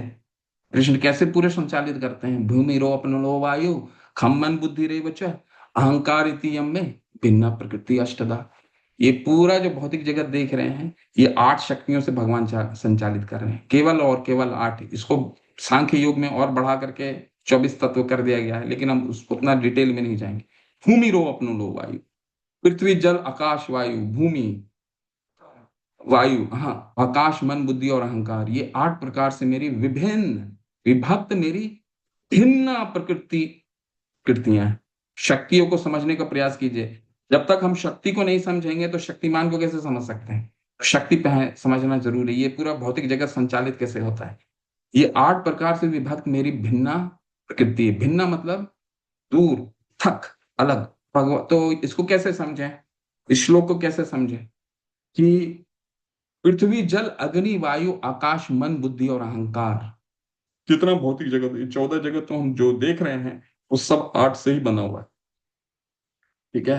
हमारे में पृथ्वी है ज्यादा, मिट्टी ज्यादा है, इसलिए धड़ से गिर जाते हैं, ठीक है। जो सूर्य में होगा उसमें अग्नि की ताप ज्यादा होगी, अग्नि की मात्रा ज्यादा होगी। जो जल में चलता है उसमें जल की मात्रा ज्यादा है, ठीक है। कोई एक दूसरे की जगह नहीं जा सकता। इसीलिए श्रील प्रभुपाद हमेशा हमें समझाते हैं कि जितने भी वैज्ञानिक हैं व्यर्थ प्रयास कर रहे हैं कि चंद्रमा में चले गए, कभी स्पुतनिक भेज देते हैं, कभी चंद्रयान भेज देते हैं, कि वहां के अगर ग्रह को जानना, आज पानी मिल गया, कल पत्थर मिल जाएगा, परसों कुछ और मिलेगा। क्यों ऐसा? क्यों नहीं जान पाते हैं? क्योंकि वहां अगर चंद्रमा के विषय में जानना है तो चंद्रमा के ग्रह में वास करने वाला वासी होना पड़ेगा। ठीक है, यान्ति देवव्रता देवान पितरम यान्ति पितृव्रता, तो वहां के वासी जब तक नहीं होंगे फिर तो वही होगा, आज जल मिलेगा, पत्थर मिलेगा, परसों कुछ और मिलेगा। ठीक है, तो जितने भी लोग हैं 14 जगत जितने भी देख रहे हैं वो इन पांचों चीजों से बना हुआ है, पृथ्वी, जल, अग्नि, वायु और आकाश। जिसे आकाश है, वायु है, किसी में हो सकता है देवलोक में जो देवतागण रहते हैं उसमें आकाश की मात्रा ज्यादा है, इसलिए तो विचरण नहीं कर पाते हैं। हमें लगता है अरे देवतागण होते हैं, देवतागण, तो देवतागण कभी पृथ्वी पे क्यों नहीं चल पाते, हम उनको क्यों नहीं देख पाते? क्योंकि हमारा शरीर पृथ्वी से बना है, मिट्टी से बना है, उनका आकाश से बना है। सूर्य देव में जो रहता है वहां सूर्य के अग्नि से बना है। इसको समझना कोई बहुत ज्यादा एकदम ही वैज्ञानिक है, सरल है। हम कभी जलचर मछलियों जैसा पानी में तो रह नहीं सकते, कैसे क्यों नहीं रह सकते हैं? क्योंकि उनकी बनावट शरीर की, उसमें जल की मात्रा ज्यादा है, तो हम नहीं रह सकते। हमारी मिट्टी की मात्रा है, वो वही यहाँ नहीं रह सकते। लेकिन भगवान यहाँ क्या कह रहे हैं, ये 8 प्रकार से विभक्त मेरी भिन्ना प्रकृति है। भिन्ना का क्या मतलब? मेरे से डायरेक्ट नहीं है, भिन्ना मतलब पृथक, अलग। अलग इसको कैसे समझे? अलग को समझने का बस एक तरीका है। कैसे? हम अपनी आवाज किसी को रिकॉर्ड करते हैं, रिकॉर्ड करके फोटो खींचते हैं, फोटो खींच के सेल्फी लेते हैं, सेल्फी भेज देते हैं, फोटो खींचते हैं। फोटो क्या है? हमारी भिन्ना प्रकृति अष्टता, डायरेक्ट तो नहीं है हम। शिला प्रभुपाद की आज अप्रभुपाद वाणी हम सुनते हैं, तो प्रभुपाद वाणी क्या है? हमारी हमारी भिन्ना है।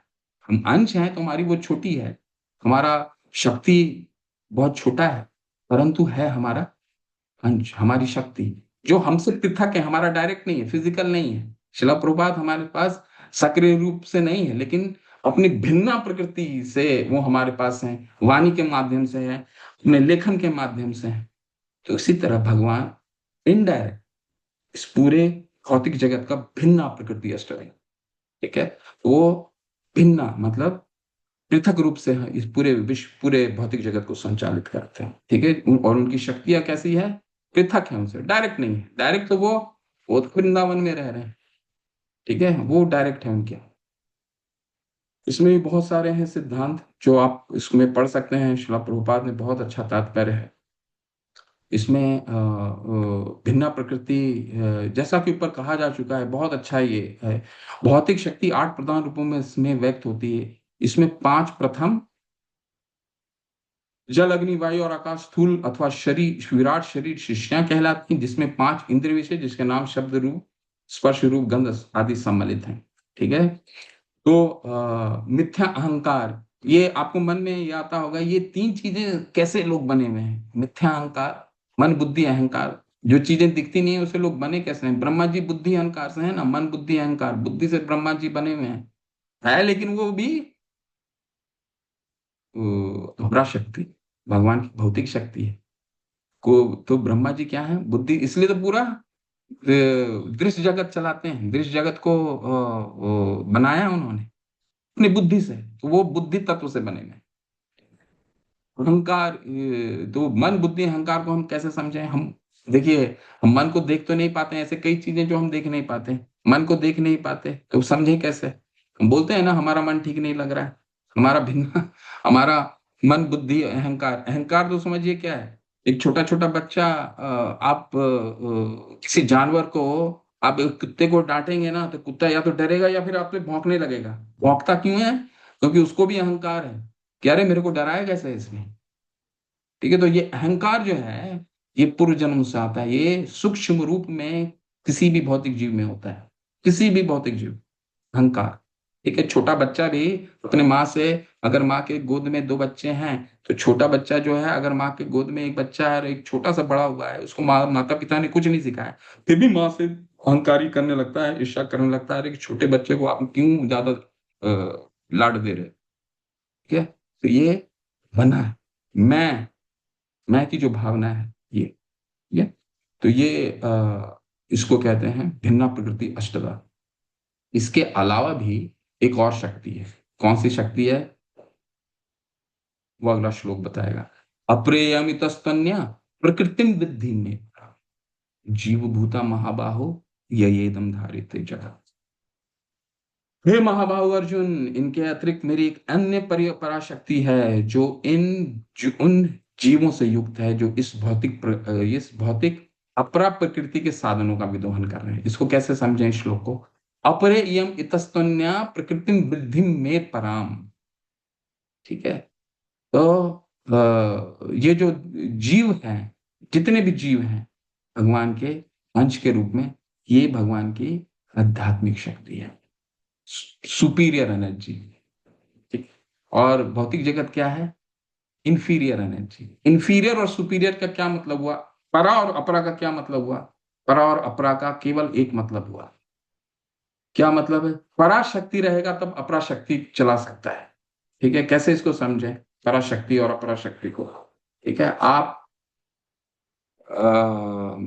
जम्मू कश्मीर को जोड़ने का वाला बहुत बड़ा टनल बना है अभी, आप लोग सबने समाचार में सुना होगा। पूरा जम्मू और श्रीनगर को कश्मीर को जोड़ने का बहुत बड़ा टनल बन गया, विश्व का अपने आप में बहुत ही उद्धृत है उदाहरण। तो ये कैसे बन गया? पहाड़ों को खोद करके। ठीक है, पहाड़ को खोद करके पूरा टनल बनाया गया। पहाड़ खोदा, कैसे खोदा? किसी सुपीरियर एनर्जी ने इंफीरियर एनर्जी को खोदा, तभी तो पहाड़ टूटा। ठीक है, इससे भी सुप्रीम जो है ईश्वरा परम कृष्णा, वो हमको भी संचालित करते हैं। लेकिन ममैव अंशो जीव लोके, हम भगवान के अंश हैं, तो हम में भी वो गुण आता है कि हम भी पत्थर को तोड़ सकते हैं, पहाड़ को तोड़ सकते हैं, पहाड़ को तोड़ करके टनल बना सकते हैं, मेट्रो बना सकते हैं। इसीलिए अप्रेयम इतस्तुन्याम प्रकृति वृद्धि में पराम जीव भूता महाबाहो। प्रकृति अपने आप में नहीं कार्यरत हो सकती है जब तक उसको सुपीरियर एनर्जी यानी कि पराशक्ति उसको विदोहन करके चलाती नहीं है। ठीक है, तो सुपीरियर परा और अपरा शक्ति को कैसे समझे? पराशक्ति मतलब था भगवान की एनर्जी यानी कि सुपीरियर एनर्जी। वो जब प्रकृति की विदोहन करेगा यानी कि तभी ये प्रकृति सक्रिय होगी, ये चलायमान होगी। ठीक है, ठीक है, तो जैसे अब बिजली है, बादल में बिजली कड़कता है तो हम व्यक्ति थोड़ी जाता है बिजली बनाने के लिए। उसी बिजली का कॉन्सेप्ट लेकर के हमने बल्ब बना लिया ना, इलेक्ट्रिसिटी बना लिया ना, सब बिजली बना लिया ना। ठीक है, तो वो कहाँ से आई? वो भगवान के अंश होने के कारण वो शक्ति हमने प्राप्त की और वो शक्ति से इस प्रकृति का विदोहन करके हमने इस प्रकृति को चलायमान किया है। तो इसीलिए अप्रेयमितस्तन्या कृत्रिम विद्धि में प्रकृति को चलायमान करती है ये सुपीरियर एनर्जी यानी कि जीव। इसको इस तरह से समझने का प्रयास कीजिए।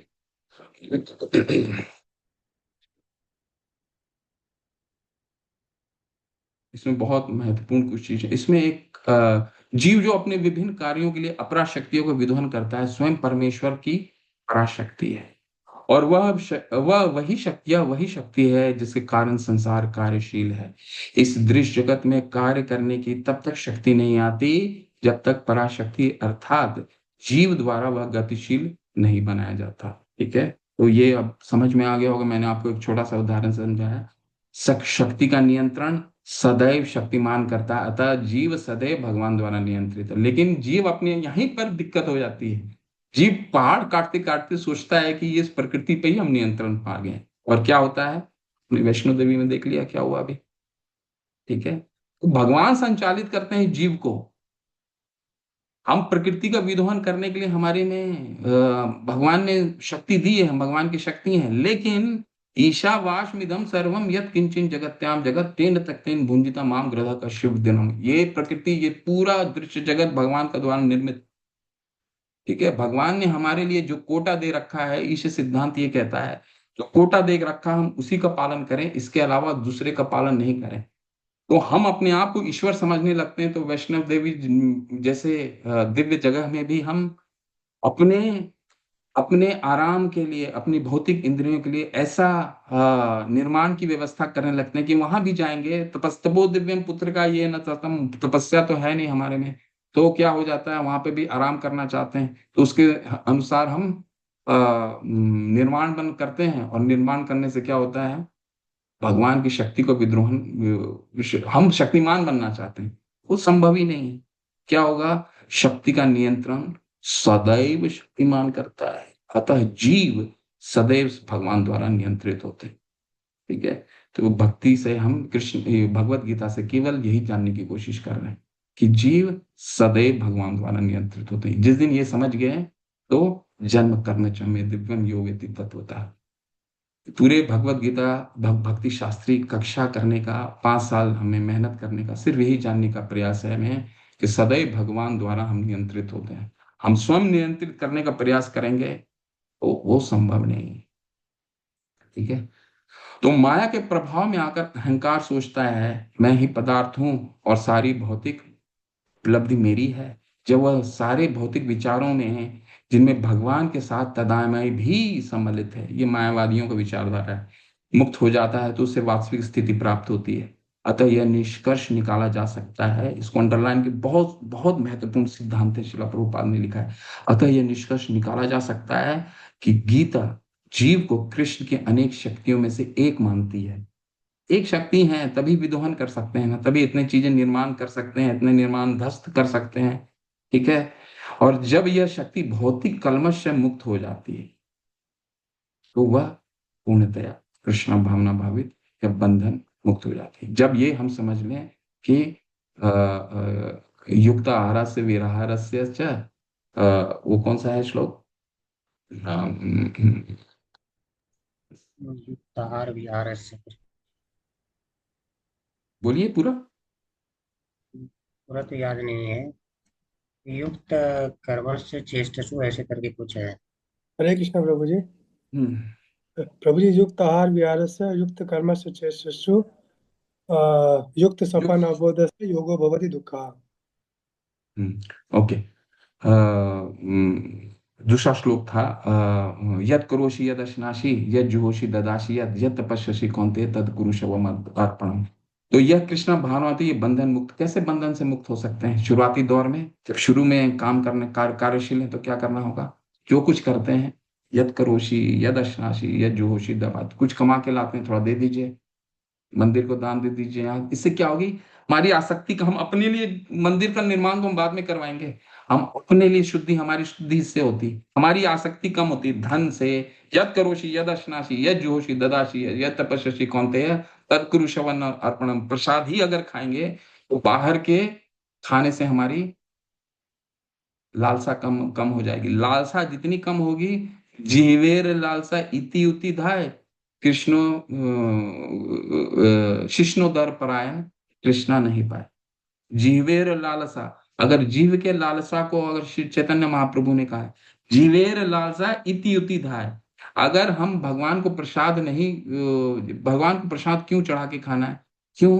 क्योंकि हमारा जीव इधर उधर नहीं जाए। जीवेर लालसा इति उति धाय शिष्णो दर, अगर जीव को कंट्रोल कर लिया हमने तो क्या होगा? शिष्णो दर परायण कृष्णा नहीं, कृष्णा नहीं। फिर हम, अगर जीव हमारी हो गई नियंत्रण तो सारा काम हो जाएगा, हमारा शिष्णो, हमारा जनेन्द्रियां सभी नियंत्रित हो जाएंगी। ठीक है। तो ये हम करेंगे तो आसक्ति कम होगी और तब हम कृष्णा भावनामृत या बंधन मुक्त हो जाती है। ठीक है। सारे प्राणियों का उद्गम इन दोनों शक्तियों में है। इस जगत में जो कुछ भी भौतिक तथा आध्यात्मिक है, इसकी उत्पत्ति तथा प्रलय मुझे ये जान, और क्या जानने की आवश्यकता है? सब इसी में है। जितनी भी शक्ति है इसी से संचालित होती है। ठीक है। 8 भौतिक जगत की शक्तियां, जिससे पूरा भौतिक जगत चलता है, और दूसरा इसको चलाने वाली शक्ति यानी कि पराशक्ति, अप्रेम इतस्तन्य, इसके अलावा और कोई शक्ति है ही नहीं।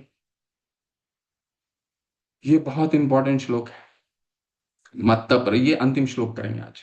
मत्त परतरम अनन्यत किंचित दस्ति धनंजय मयि सर्विदम प्रोतम सूत्रे मणिगणाय। बहुत महत्वपूर्ण श्लोक है। सातवां अध्याय का एक भी ऐसा श्लोक नहीं है कि आप उसको मेमोराइज नहीं कर सकते, आप उसको याद नहीं कर सकते। सारे श्लोक आपके मेमोराइजेशन श्लोक होने चाहिए। मत्त परतरम अनंत, मेरे से बड़ा, मुझसे कोई श्रेष्ठ सत्य नहीं है। मत्त परतरम अनन्यत, मेरे से कोई बड़ा श्रेष्ठ नहीं। किंचित अस्ति धनंजय, धनंजय धन जो अरेंज करके लाया शिला अर्जुन, धनंजय था ना, क्योंकि युधिष्ठिर महाराज के लिए जब यज्ञ करने वाले थे तो धन का अरेंज करने के लिए गया था।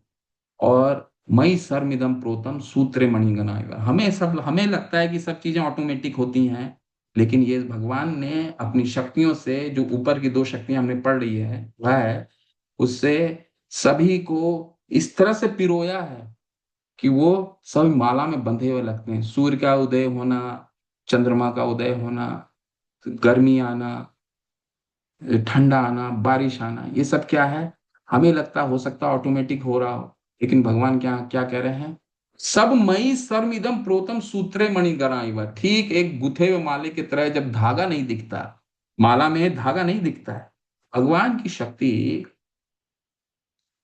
शास्त्रों में कहा गया है पराशय शक्ति विविधेय अश्रूयते स्वाभाविकी ज्ञान बल क्रिया च।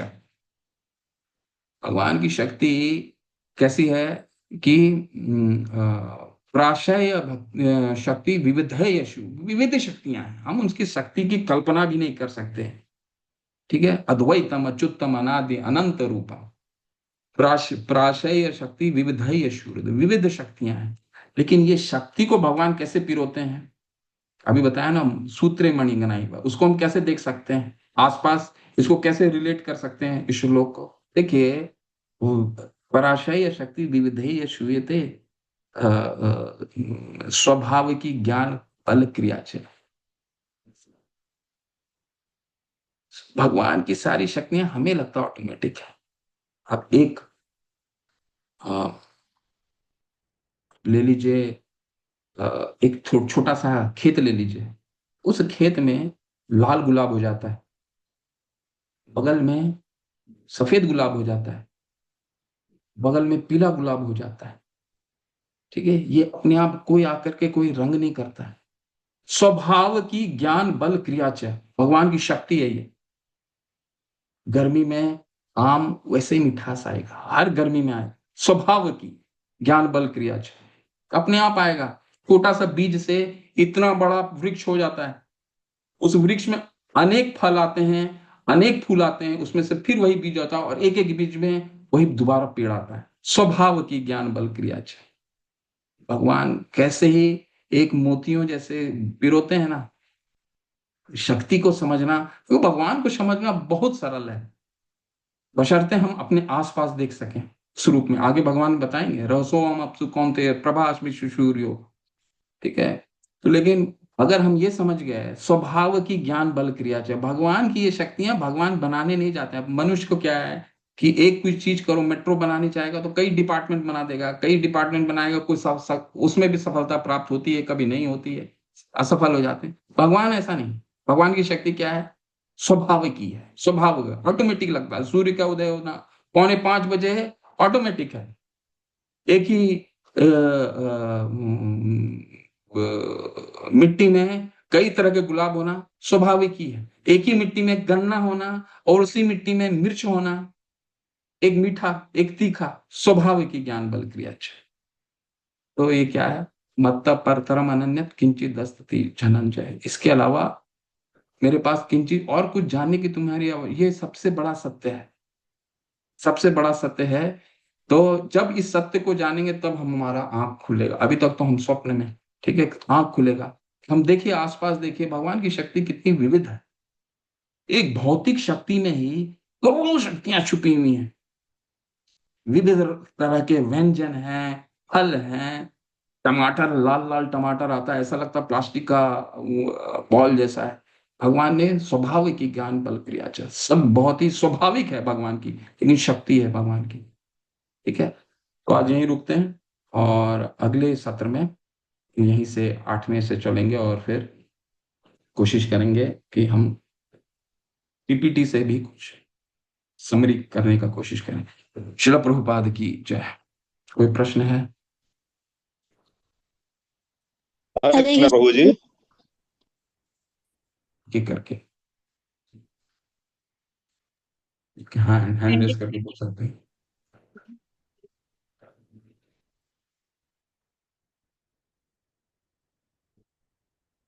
जी, अनीता श्री माता जी। श्री राधा माता, हरे कृष्ण। हरे कृष्ण अनीता प्रभु जी। प्रभु जी, वो भिन्ना शक्ति जो समझाए वो थोड़ा समझ नहीं पाई मैं। भिन्ना प्रकृति मतलब कि भगवान की डायरेक्ट भगवान की विविध शक्तियां में भिन्न पृथक है। भगवान उसमें डायरेक्ट शामिल नहीं होते हैं।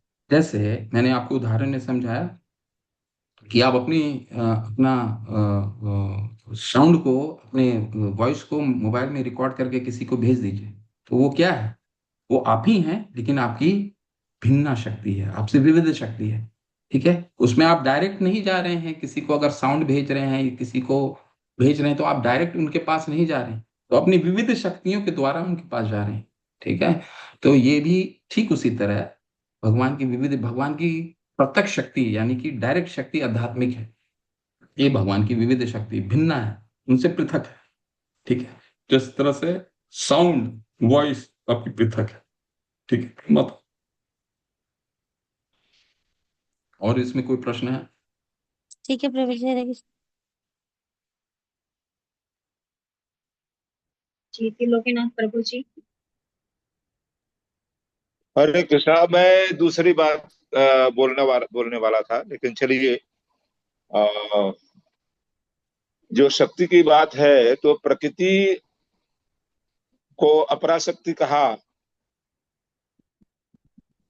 प्रकृति के साथ की आती है दर्शन में। ऐसा दर्शन में खाते हैं, तो हाँ, पराशक्ति को वह प्रकृति ही कहा। और इसमें जिस मनुष्य ने क्रिया को महत्वपूर्ण माना, तो जाता था। कि आपकी आवाज नेटवर्क मेरा जाता है। आवाज आपकी कट रही है प्रभु, आपकी आवाज पूरी आ नहीं रही है। प्रभु जी। अनीता श्रीवास्तव माता जी। हरे कृष्णा अनीता श्रीवास्तव माता जी। हरे कृष्णा माता जी। हरे कृष्णा प्रभु जी, सभी को पंचांग प्रणाम। प्रभु जी, हम ये कह रहे थे कि भक्ति, प्रभु जी आप लोगों ने तो भक्ति के लिए हम लोग के लिए बहुत ही अच्छी सुविधाएं दी है, और इतना हम लोग पहले जान ही नहीं सकते इतनी अच्छी भक्ति कर सकते हैं। लेकिन प्रभु जी, जो हम लोग को श्लोका याद करने के लिए दिया था प्रभु जी, उस समय तो हम लोग तुरंत उस समय तुरंत याद होता, फिर भूल जाते हैं प्रभु जी। उसका क्या तरीका है कि मतलब उसको दिमाग में रहे? हरे तो कृष्ण प्रभु जी। पढ़ते रहिए माता, और कोई उपाय है नहीं। क्योंकि शास्त्रों में तो लिखा है कि प्राण अल्पायुष कलो अस्मिन युगे जना मंद सुमंद मत्यु मंद भाग्या हुई उपृदता। कलयुग में हमारा चरित्र ही ऐसा होगा, सभी मानव जीव का, कि मंद सुमंद मत्यु, हमारा बुद्धि थोड़ा कम हो जाएगा। मंद सुमंद मत्यु मंद भाग्य, 2 दिन पहले क्या करते हैं वो भी याद नहीं रहता। ठीक है, तो इसके लिए सबसे एक ही उपाय है, इसको रोज पढ़ते रहिए।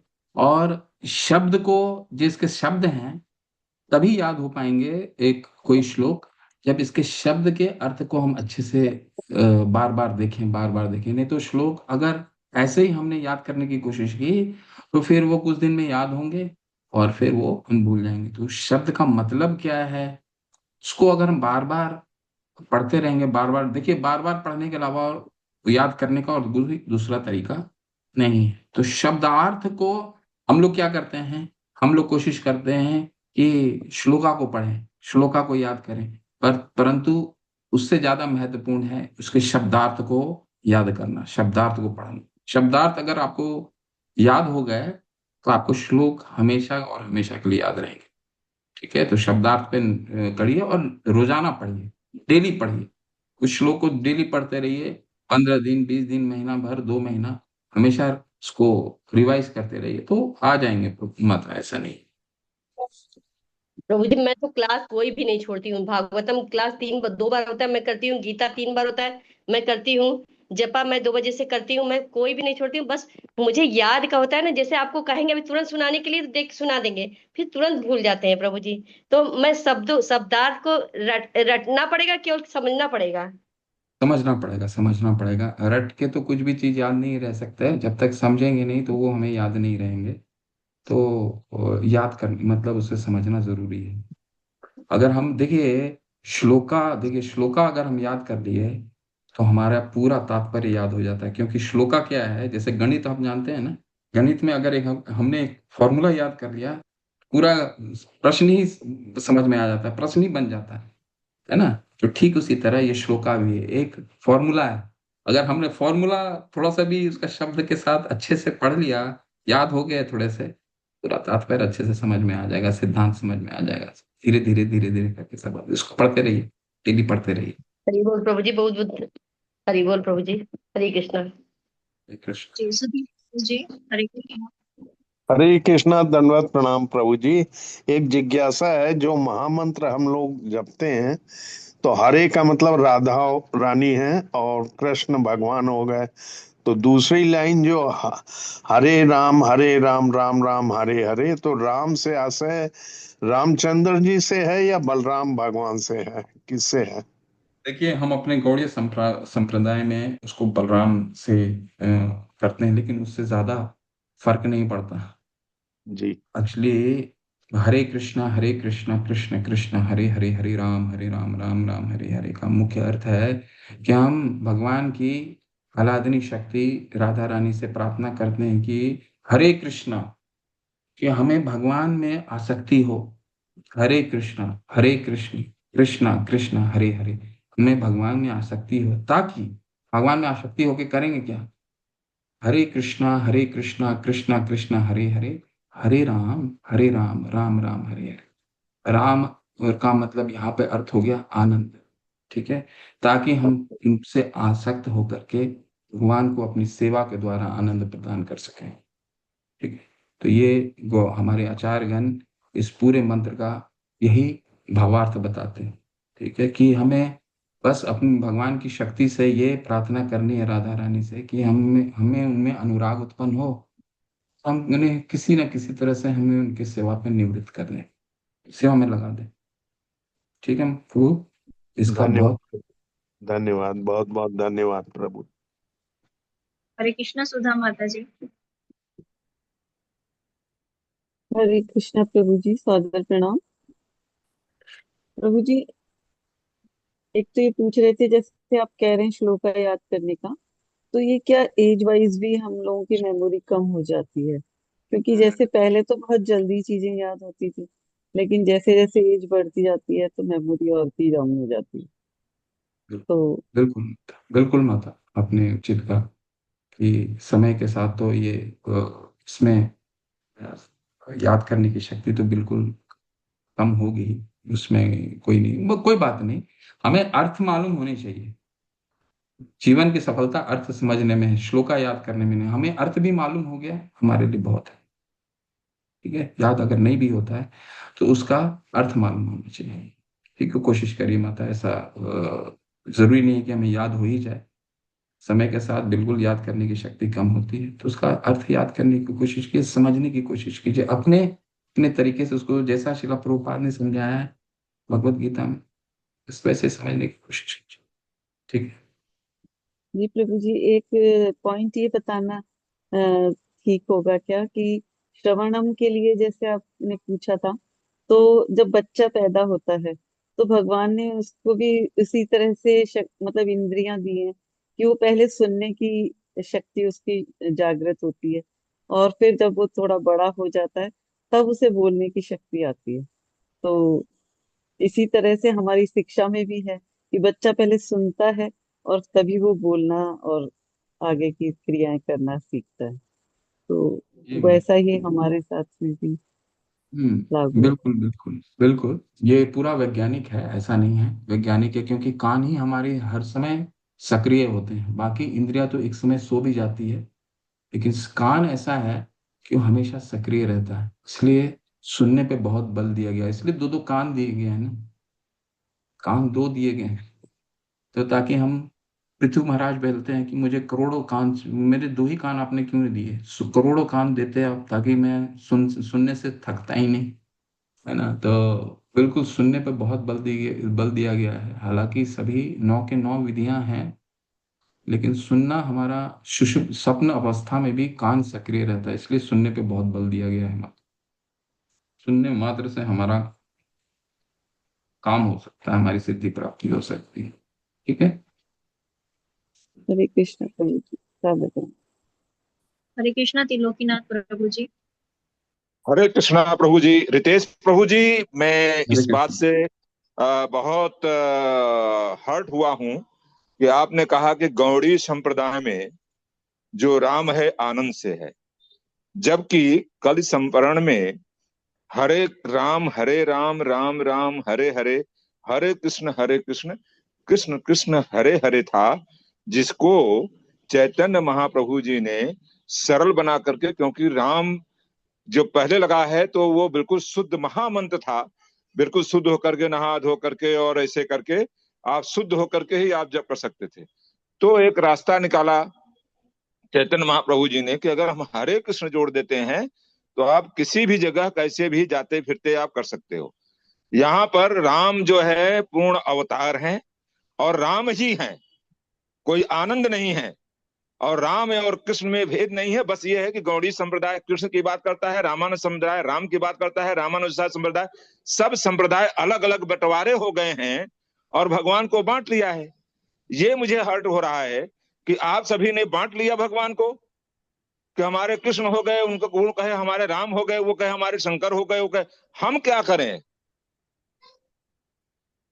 और कम से कम अभी तक तो मैंने ये नहीं सुना था कि राम आनंद, अरे राम तो आनंद है ही है, कृष्ण तो आनंद है ही है, लेकिन राम परम ब्रह्म है, पूर्ण अवतार हैं।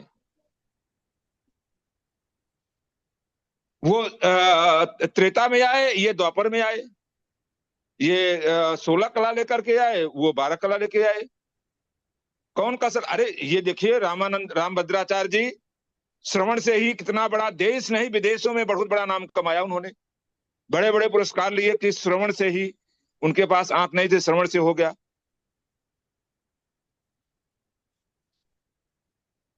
मेरे से क्या उत्तर चाहते हैं प्रभु?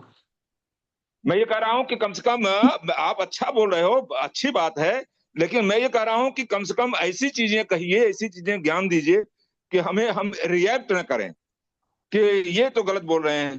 तर्को प्रतिष्ठा श्रुतियों विभिन्ना, देखिए तर्क और वितर्क से तर्को प्रतिष्ठा, हम लेवल 5 में आ गए हैं। महाभारत में एक श्लोक है, तर्को प्रतिष्ठा श्रुतियों विभिन्ना न यस ऋषियर मतम न भिन्ना धर्म तत्व निहतम गुह्यम महाजनो ये न गता पुंता। मैं और आप तर्क करते रहेंगे तो उस तर्क और वितर्क से भगवान को नहीं जाना जा सकता। आप राम कहते हैं, हम कृष्ण कहते हैं, कहाँ दोनों में भेद है? कोई भेद है ही नहीं। मैं आज आप क्या बताया, दीपा चिरे ही दशनांतर मभुपेत्य दीपा ये ही विवरेतु समान धर्म। एक दीपक से सारे दीपक होते हैं, सब शक्तिमान है, सभी सब में विविध शक्ति, सब में शक्ति है, ठीक है। लेकिन मैं और आप अगर तर्क करके हट करेंगे, तर्को प्रतिष्ठा श्रुतियों विभिन्ना न यस ऋषिर मथर न विभिन्ना, तर्क और तर्क और वितर्क से कभी भी कोई सिद्धांत नहीं सिद्धांत नहीं स्थापित किया जा सकता। क्यों? क्योंकि कोई एक तर्क का तोड़ किसी और के पास हो सकता है। तो क्या चीज पे हमें विश्वास करना पड़ेगा? धर्म तत्व निहितम गुह्यम महाजनो ये न महाजनो ये न गथा सपंता। जिन्होंने धर्म अपने हृदय में धारण किया है, अगर केवल हम उनकी सुने और उनकी समझें तो धर्म तत्वम निहितम गुह्यम महाजनो ये न गथा सपंता। महाजन ने जो कहा है, मैं अपनी प्रतिक्रिया नहीं बोल रहा हूं कि श्री राम का ये मतलब, मेरा तो कोई औचित्य ही नहीं। जो महाजन ने कहा है मैं अपनी वही बात यहां रखा हूं। हम अपने तर्क और वितर्क से सिद्ध कृष्ण को नहीं समझ सकते। कृष्ण ने नहीं कहा है कि तर्क वितर्क और ज्ञान से समझा जा सके, ठीक है।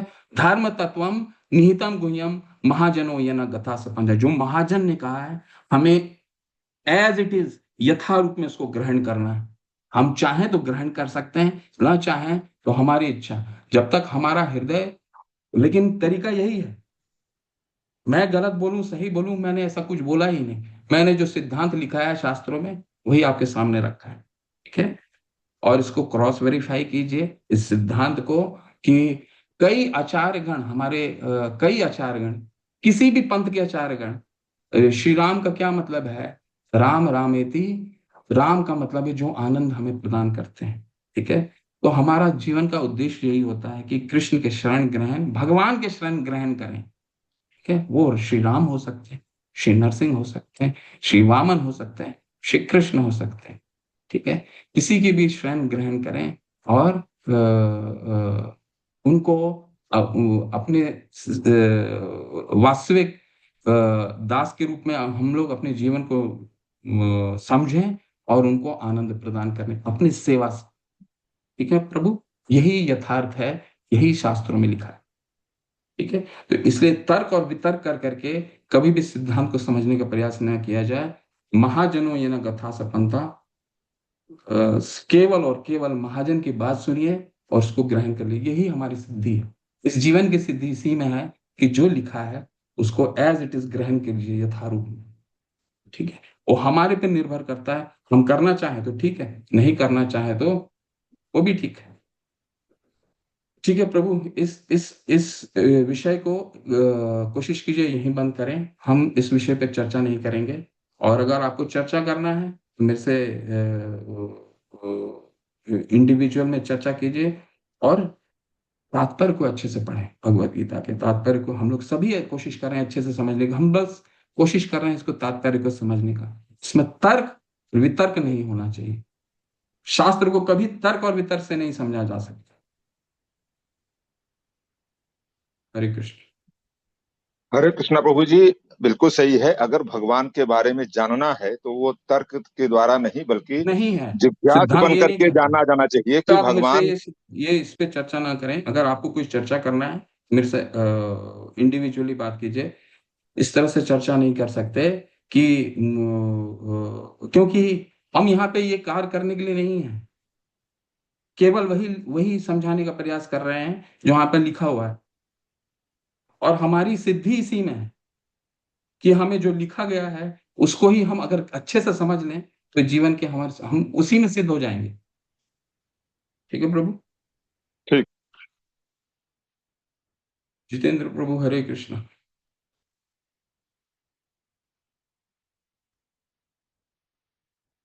जितेंद्र शरण प्रभु, क्या प्रश्न है? जितेंद्र प्रभु जी, हरे कृष्णा।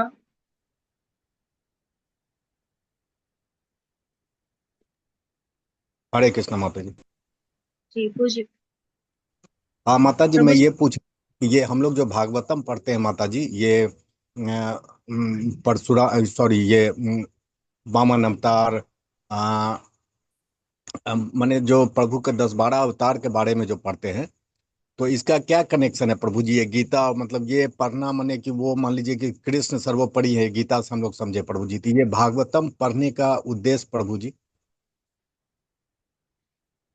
भगवत गीता से आज सबसे शुरू में मैंने क्या बताया कि ये हम सिद्धांत समझते हैं, कृष्ण को समझने का प्रयास करते हैं, लेकिन केवल भगवत गीता पढ़ने से हमें इस सिद्धांत जानने से हम किसी व्यक्ति से हम प्रेम नहीं हो सकता।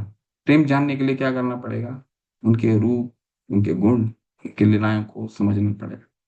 जब रूप गुण लीलाएं समझने लग जाते हैं, मैंने उदाहरण भी क्या दिया कि भाई कि एक स्कूल होता है, स्कूल में हम शुरू शुरू में पढ़ने लगते हैं, गणित पढ़ते हैं, अंग्रेजी पढ़ते हैं, हिंदी पढ़ते हैं, कई विषय पढ़ते हैं। तो वो हमें किसी विषय से प्रेम नहीं होता। विषय से प्रेम कब होता है? जब सिद्धांत समझ जाते हैं। और प्रेम करने के लिए क्या? जब उनके गुण रूप गणित में क्या आने वाला है, जब उससे प्रेम तब होता है जब उसके गुण रूप चरित्र और लीलाओं के बारे में जानते हैं। तो श्रीमद् भागवतम, चैतन्य चरितामृत, ये सब क्या है?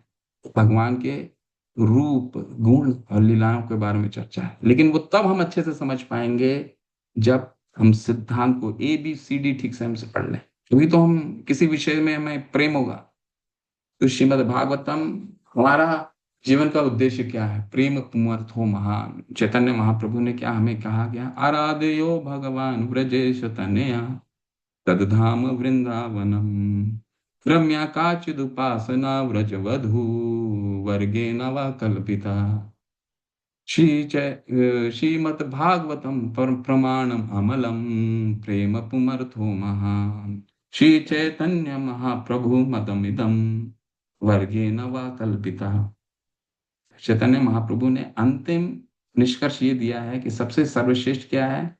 सबसे सर्वश्रेष्ठ है व्रज नंदन भगवान की आराधना है, व्रज नंदन गोपाल की आराधना।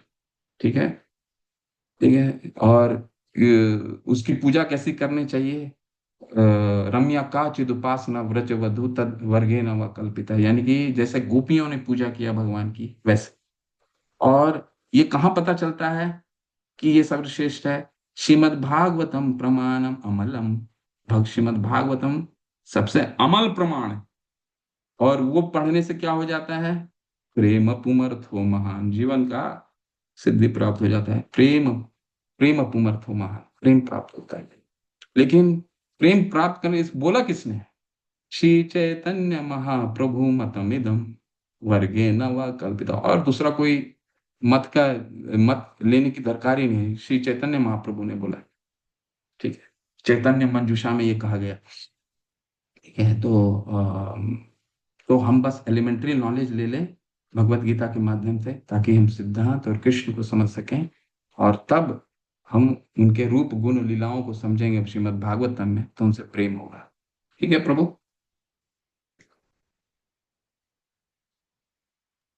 जी प्रभु जी, हरे कृष्ण प्रभु जी। ठीक है, और कोई किसी का प्रश्न? नहीं प्रभु जी। वांछा कल्पतरुभ्यश्च कृपा सिंधुभ्यैव च पतितानां पावनेभ्यो वैष्णवेभ्यो नमो नमः। अनंत कोटि वैष्णव वृंद की जय। शिला प्रभुपाद की जय। नामाचार्य हरिदास ठाकुर की जय। हरे कृष्ण निताई गौर प्रेमानंदे श्री हरि बोल। हरे कृष्ण। हरे कृष्णा प्रभु हरे जी, कृष्णा प्रभु जी, धन्यवाद। हरे कृष्णा प्रभु जी।